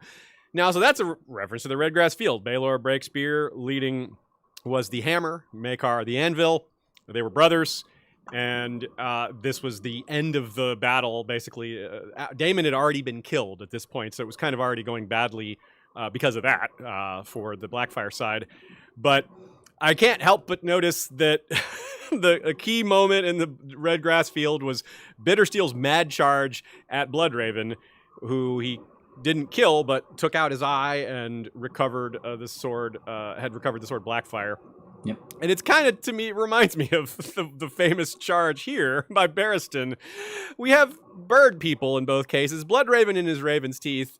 Yep. They're a little more impressive than the little pigeon and the herons, but it's still the same bird thing. They have their armor and everything. there is still the bird metaphors. It's also possibly good for... it could be possibly good or possibly bad for Barristan, because the one Kingsguard that we know of was Gwaine Gaunt. Yeah, Gwaine Gaunt. That's and he was wounded but survived. Yeah, because Daemon demanded that he be taken, or halted the charge so that he could be taken back to the Maesters. Yeah, after they fought their epic duel there. You're right. Epic duel. Like, got him in the face or something, and that was, it didn't quite kill him. Although I don't know if anybody that could actually duel Barristan Selmy on the opposite side. Good point, yeah. But so I mean, obviously the parallels aren't one for one. No, but hammer and anvil tactics are useful. Essentially, you have a fixed position, and then you have a mobility unit that flanks an enemy, and essentially drives them into the infantry, who can then, since they're fixed, they've got their fixed position. Essentially, they get pushed against the shields. The close combat, they're able to cut them down. And then the hammer keeps pushing them, and simply there's nowhere for them to move.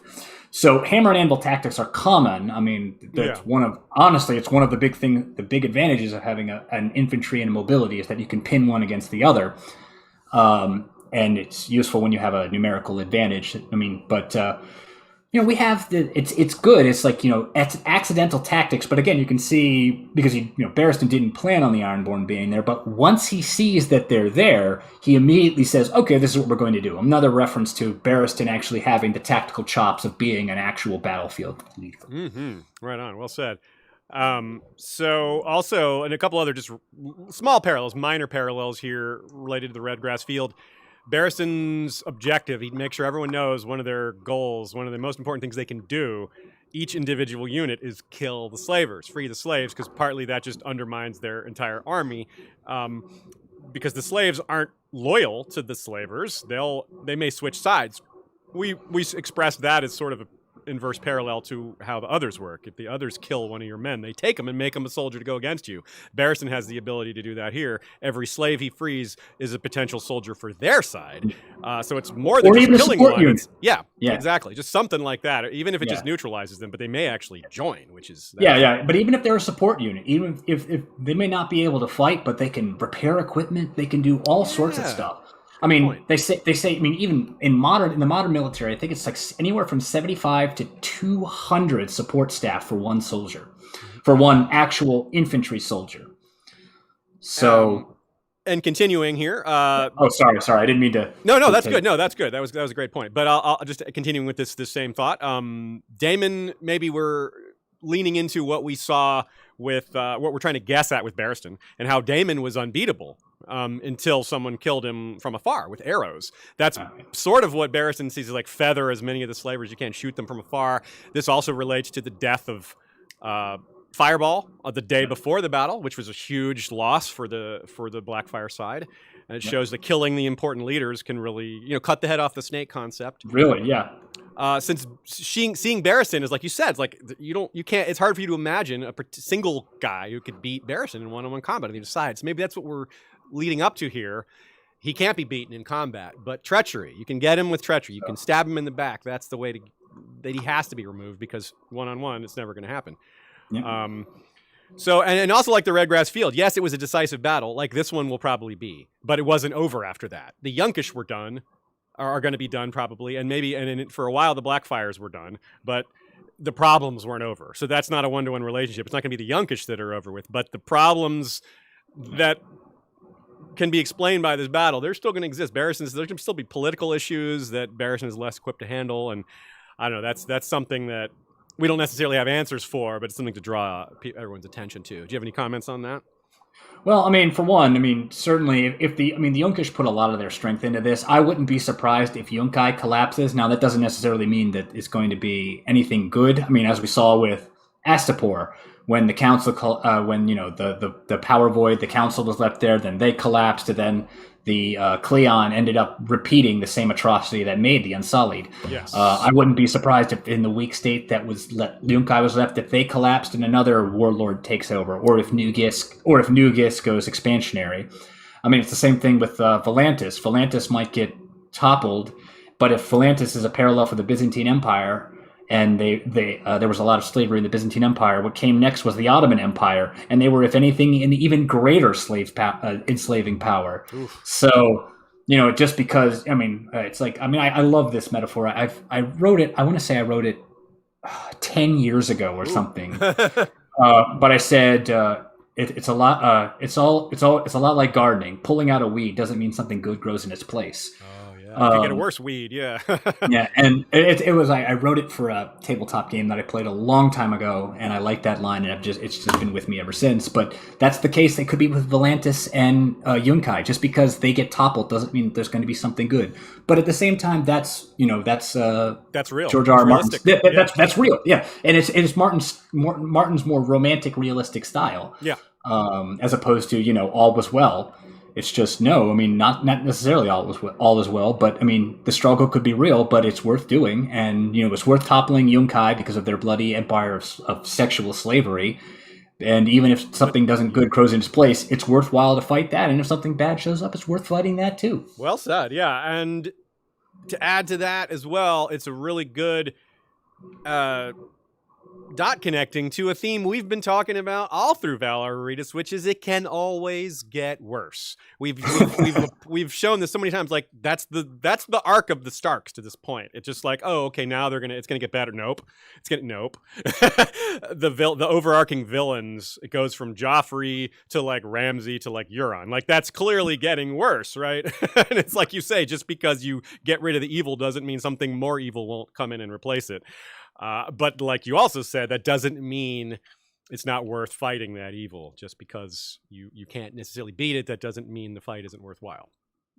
Because you can reduce it, you can mitigate it, right? There's always that. Yep. We can't have. But I mean, just no chance, no choice. I mean, as Brienne shows us, it's always worth doing. Yes. Even if you're gonna lose, it's worth doing. Great reference there. That is the best quote you could have possibly said there. Yeah. Brienne is a chapter, when you first read the Brienne POV, a lot of people didn't like it. It's true. Because they felt that it went nowhere, but it really grows on you. It's so good. It's so good, yeah. Honestly, I like the birding the dragons with Nimbledick Crab, but almost even more than No Chance, No Choice. It's just my favorite little subdued moment. But yeah, no, it's and that's why we do Valar. Well, I say you do reread. Well, yes, but you do it clearly more than I do. Sure. Exploring these chapters is that we can gain more things and appreciation from them and a new perspective, and that's always nice. Yeah. Okay, one more parallel, then we'll take on questions from you all. If you have questions that you meant to ask us, go ahead and hit a share with them, put them in the comments there, and we'll get to them. There's several built up already, but as always, for the live portion of Valar Rereadis, we take questions. So the last little parallel, like I said, is the pit fighters and the free folk. We're looking for lots of examples, lots of fun parallels. Sometimes they're thematic, sometimes they're cultural. And I'm struck by a lot of the similarities here. Constantly, we're looking for things to tie Jon's arc to Dany's arc, and this is one of those things.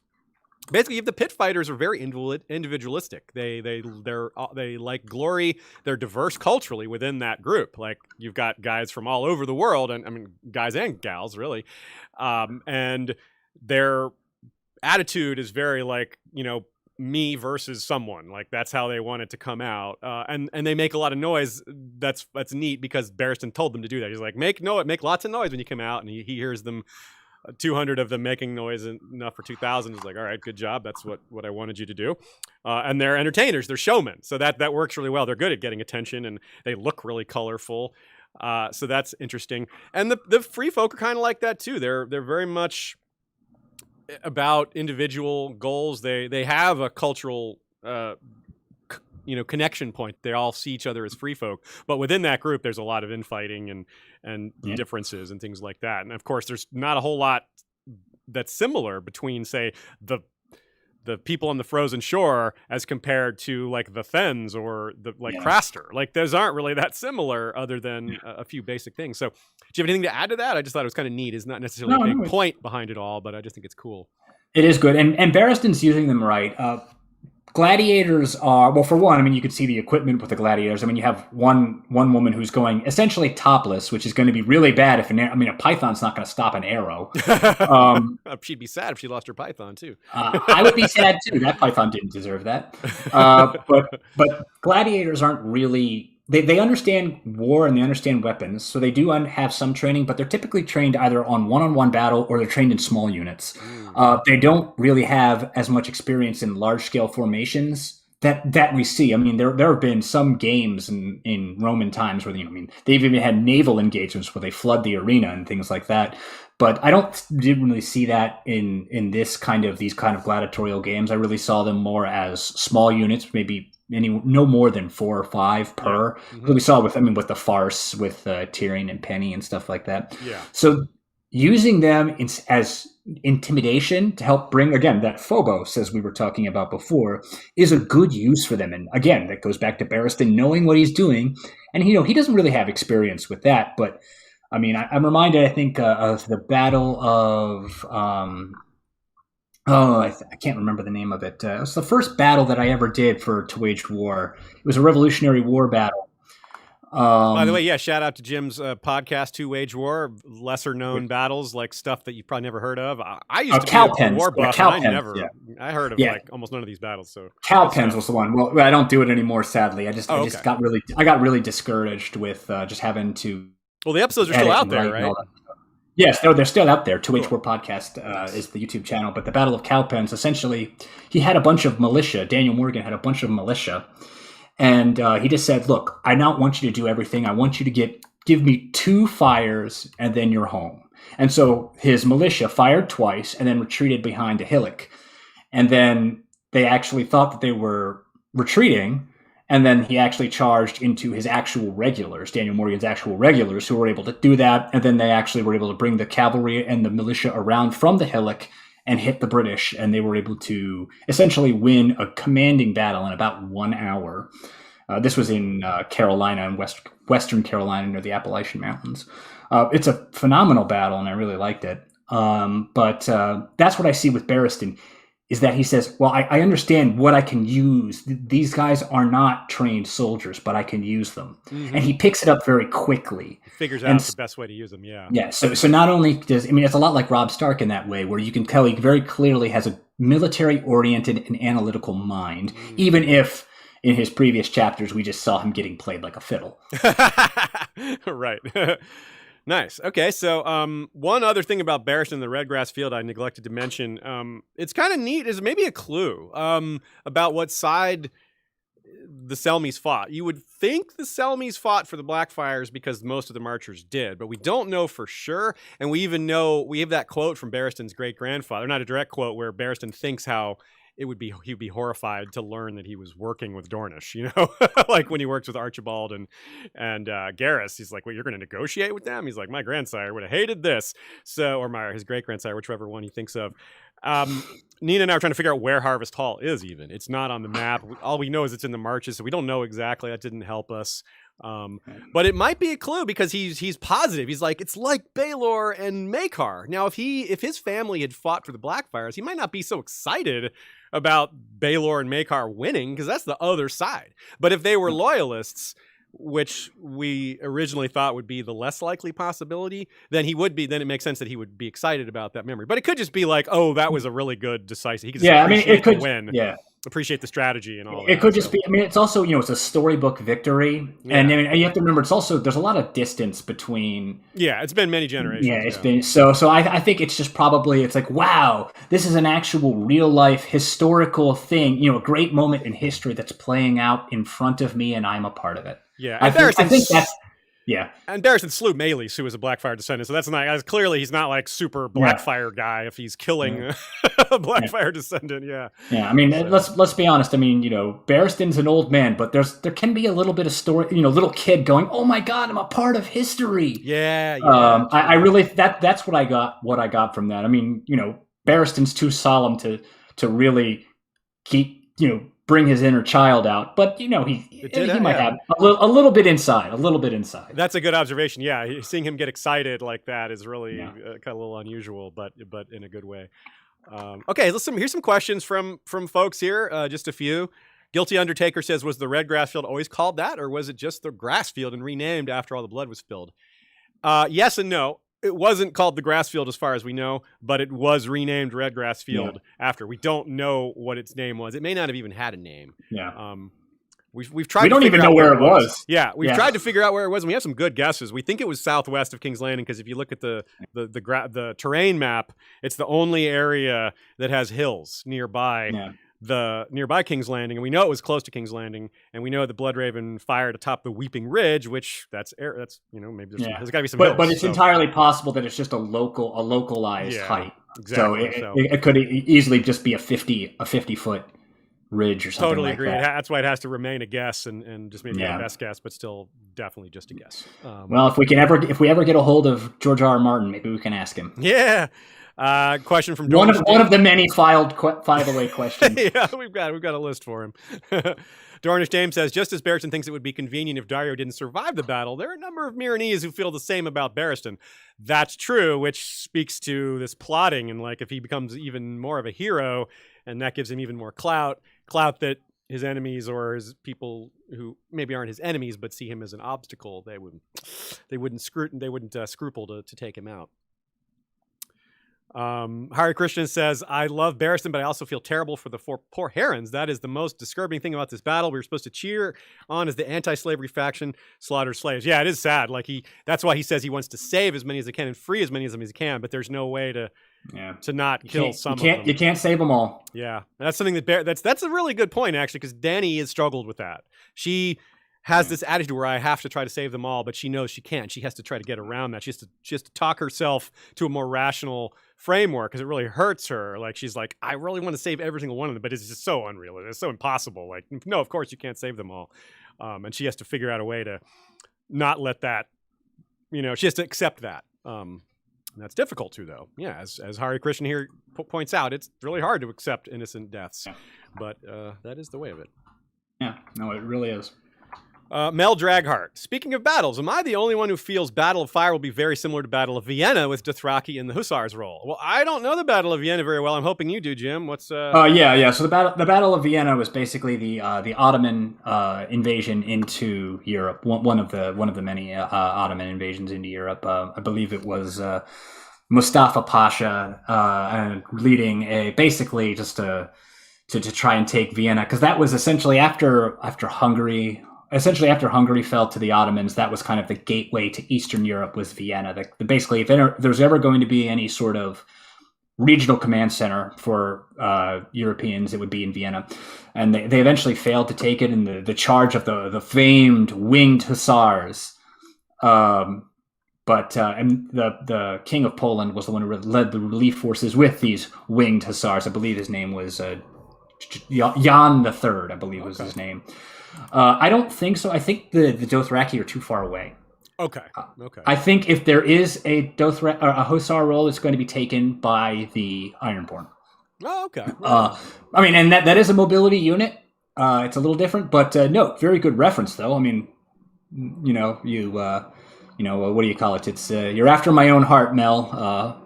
Finding battle references. I'm glad I'm not the only one. Nice. Yeah, there's a few here. One point that's not from the questions that I wanted to bring up, in reference to. Oh, wait, I've forgotten my question. Let me just move on to the next one here. Then, in that case, Matthew Dominique says, when Larrick is hit by an arrow, I didn't understand if he actually got hurt by it. If he wore armor, so it was okay. What do you think? I feel like the armor stopped the blow and it just pushed him. But there's certainly, we've seen this. Certainly, the best example I can think of is what's his name, the really hairy wildling guy from the Vale. Shagga. Shagga, yeah, of course. Like after the battle, Tyrion's like, "Oh my God, Shagga's full of arrows," but most of them didn't penetrate his skin. They just get through one layer of armor into the next layer of armor, and then doesn't get far enough to get him. Where does it hit him? What kind of arrowhead is it? I mean, it could be a bodkin point arrow, in which case that could pierce armor. It could be a flathead arrow or a broadhead arrow, in which case that's more designed for actually piercing flesh and causing large lacerating damage.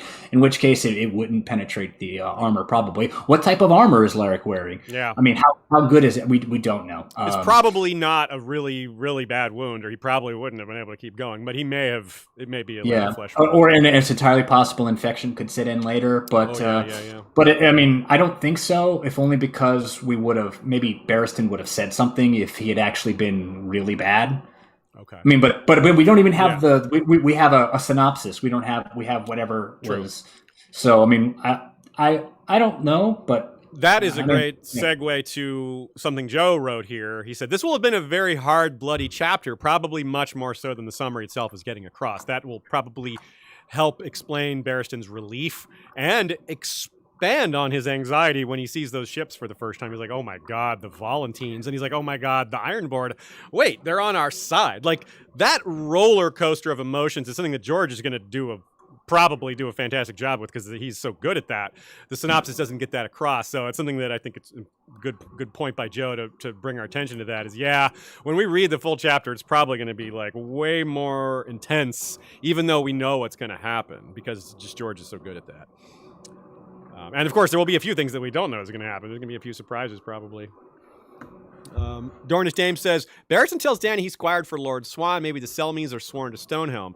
Yeah, that's possible. It's also possible that things have changed because we know that, if I'm remembering correctly, the Selmies were higher ranked and they aren't anymore. And I think it may have been being on the wrong side of something. It may have even been Robert's Rebellion. That couldn't be it because they were on the winning side. Yeah, I don't think so. If only because first off, we do see, like for example, the Lannister, Jaime's squired for Lord Crakehall, and the Crakehalls are sworn to the Lannisters, not the other way around. True. True. I think they're actually, relatively speaking, of equal rank. Although I think the Swans have a little bit higher prestige because.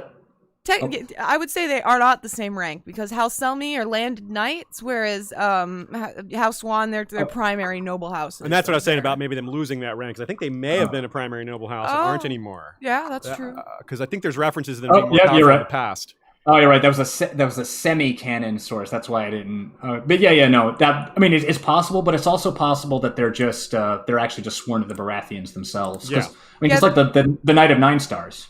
Yes. Yes, yeah. Like there's knightly guys who are actually basically as powerful as lords, even if the title doesn't say they are. So yeah it's tricky. But no, you got that right. Thanks for the correction, Ashaya. Okay, next question. We've got Justin DL97. I knew about elephants going haywire, but flaming pigs is a new one for me. Penny foreshadowing? I hope not. So I don't think so. Yeah. So because Penny rode the dog, not the pig, if I remember correctly. So that. Yep. But that is I hadn't thought of. That's interesting.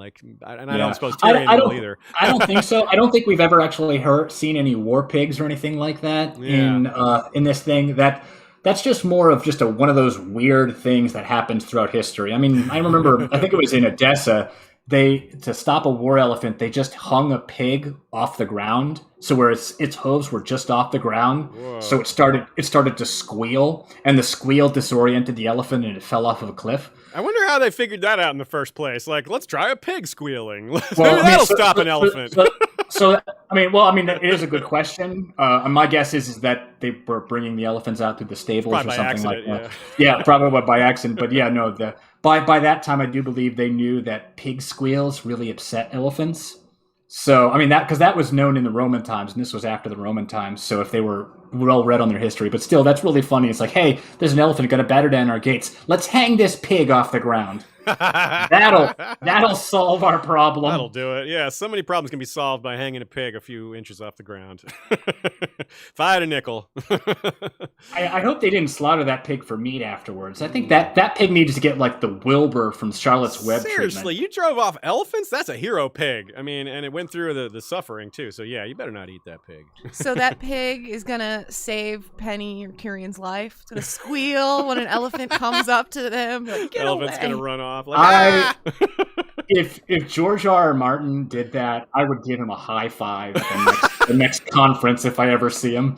I get tackled by his minions. It's like, no, I'm just high fiving him for the pig thing, and he's like, proceed. I've never actually got to actually ask him a question. I got when we were at Balticon, they asked the person next to me.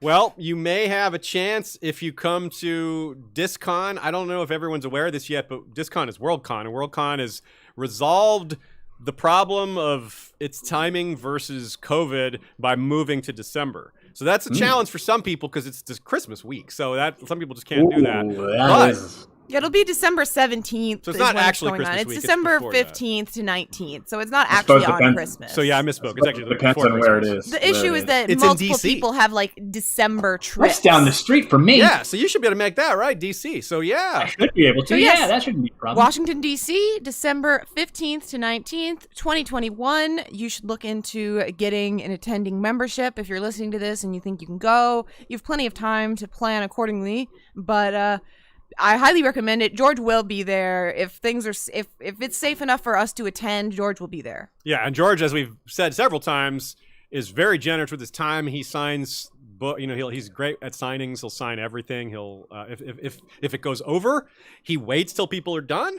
If it goes under, he lets people go through the line twice. We've got plenty of experience with this, and we've seen he's awesome about that. And if we're really lucky, he'll do like a reading or a Q&A session, and then he is awesome with the fans. He really is. We're lucky that he's a good person, because it would suck if he sucked.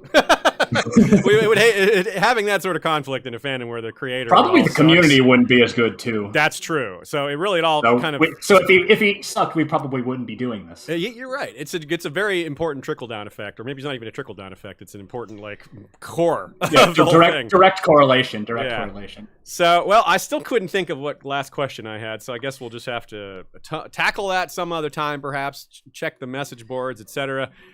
Shout out to Bran Winslow for a longtime listener and supporter, fellow Atlantan.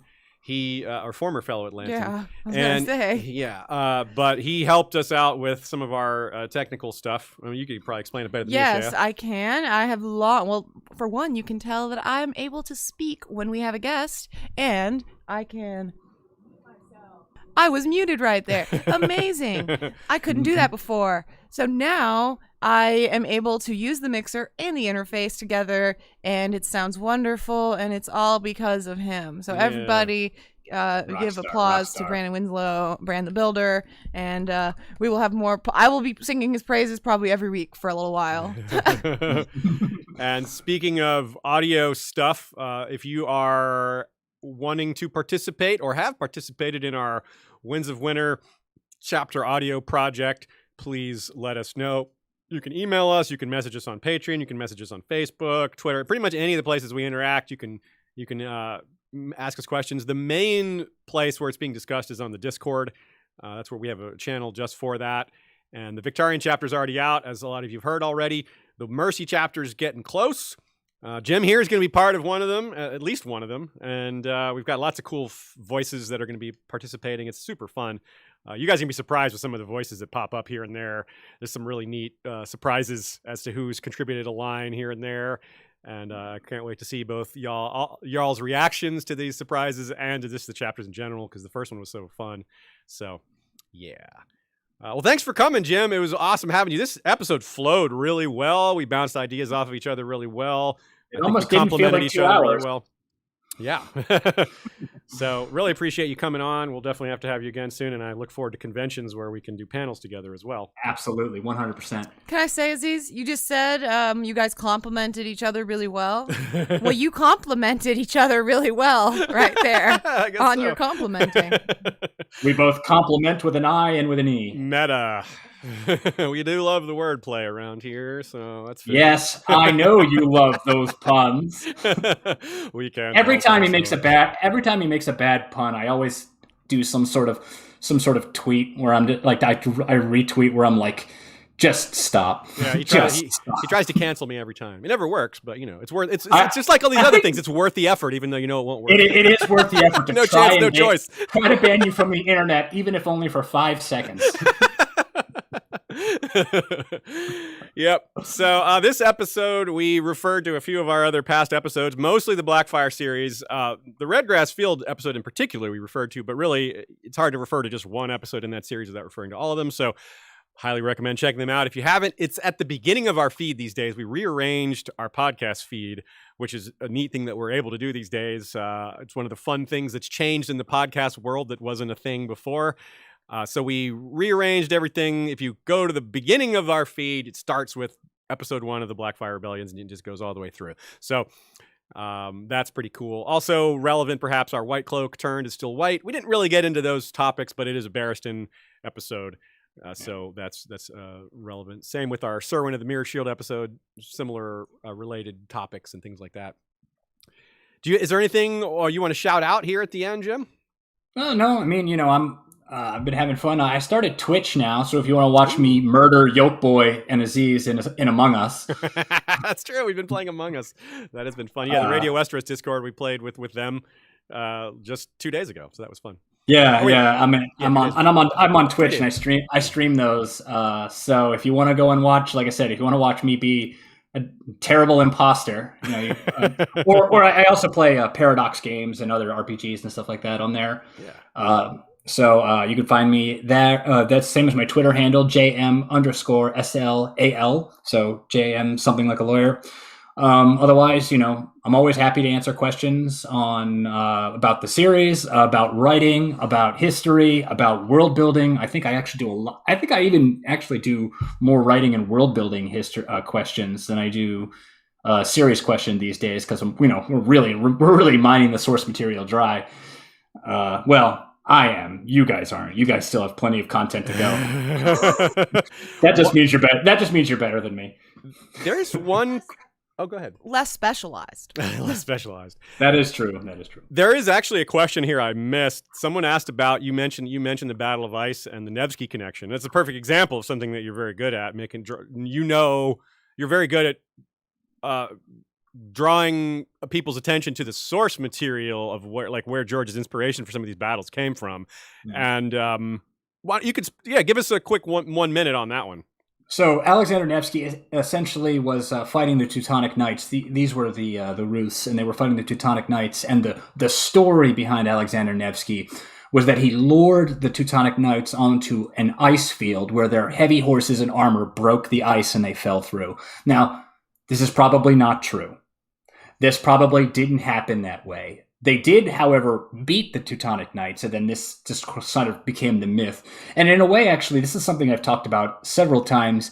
George R. R. Martin likes to use not just history, but myths about history to tell stories about history to inform his own storytelling, which in a way is nice because it means that the storytelling does the heavy lifting, the myth does the heavy lifting. It's like with Alexander the Great against the Lycian Way.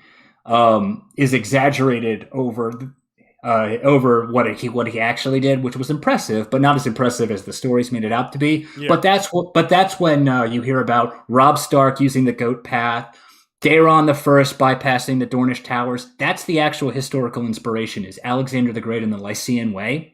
Nice. But he uses the storytelling, and because it's already a story, a lot of that, how do I craft this element of history into a story, already works out. And that's really good advice, actually. You can use stories to influence other stories. And you can see what impact, like George is able to look at how those myths played out in the real world and use that as a basis for how it could function in his world. It's very authentic that way, even if it is the mythologized version. Mythologized? That's not a word. Mythologized word, version of it. So, but which makes sense in a setting like this where communication there's a lot more rumor, like things aren't spread through technology, like everything's word of mouth, so everything naturally has the game of telephone applied to it. So of course things are going to be exaggerated more than they would, so it fits the setting well. Probably like it did in the real medieval world, like these two stories were probably greatly exaggerated in their own time as well. Chroniclers were a thing. History wasn't written down to be authentic, it was written down to be a chronicle. So why not use that for our medieval fantasy? Yeah, as someone like Alexander the Great really cared about his reputation and his legacy, wouldn't stint on saying, why don't you rewrite that sentence? Let's flower that up a little bit. Or how Daeron the First's account of the Dornish Wars were basically lifted whole cloth from Julius Caesar and the Commentary di Bello Gallico. Yep, very true. Yep. So you guys see just from this little 5-minute post conversation here just how much George uses history, and you knew that already, a lot of y'all, but it's nice. Yeah, he loves it, and we love him for doing it. Yes. Yeah, I will say I think it's something people talk about sometime, which is that some people read into his history that he's using as a source as being real, as being more realistic than it is. Whereas what you're talking about, Jim, which is that he's playing into popular history, into the myths of it. And I don't think people think about that enough. Like when they talk about, there never was a first night. And he's like, well, he knows, but he's playing into that sort of concept. He was playing into the romantic stereotype where they were trying to denigrate the benighted Dark Ages, where they did all of these terrible things, or like the myth that it's like medieval people didn't bathe. Yeah. No, they bathed quite often. There was in fact a rich bathing culture throughout Europe. I mean, why do you think it was called Bath in England?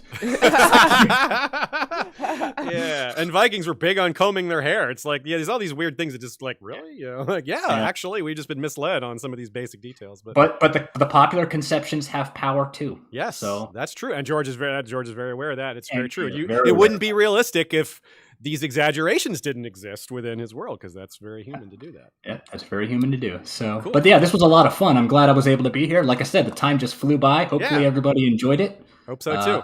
I think Ashaya was reading the chat, so she'll be able to tell how many people were saying that we need to stop and we're going on too long. She won't tell us to preserve our fragile egos. One person did say that you were sus, Jim. I will say that. You were sus. Well, no, only one person. Aziz, you actually figured me out purely randomly that one time.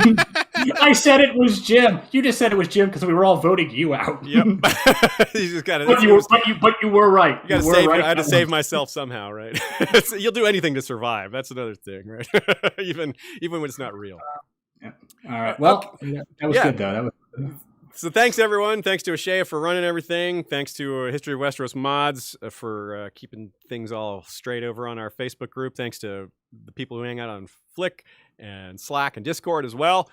Thanks to Michael Klarfeld, aka Claridox.de, for the maps and the intro music. Thanks to Kevin McLeod for our Valar Rereadis music. Thanks to Joey Townsend and Jesse Koval for the regular History of Westeros intro outro music. Thanks to our Bengineer for our increased sound quality. He does great work. He's also a big part of the TWOW chapter audio project, along with Alex, our good friend over there on the other side of the pond, working on this. Thanks very much to all our patrons. You guys are keeping us afloat through the long night here, and we're trying to do our best to keep the content coming. Through the great spring sickness. Through the great spring sickness. That's right. Whoa, these metaphors work too well. And as always, we like to give a shout out to our friends over at Here Be Dragons. Today they're doing an episode of I Know That Nerd, which is a get to know you member of the fandom type episode. And today's guest for them is Geeksterilla. So check that out if you've got the time. They start at 6 Eastern every Sunday, usually right after us. So it fits pretty well. And next week we have a Lane 1 with Radio Westeros. So that's going to be a lot of fun. That'll be a good chapter. Yeah. Bit of a change in attitude for a chapter, very different setting. Coming back to Westeros for once. We're done with the Battle of Fire for now. So, yep, that'll be cool. So see a lot of you then. You know what to do in the meantime. Valar Rereadis.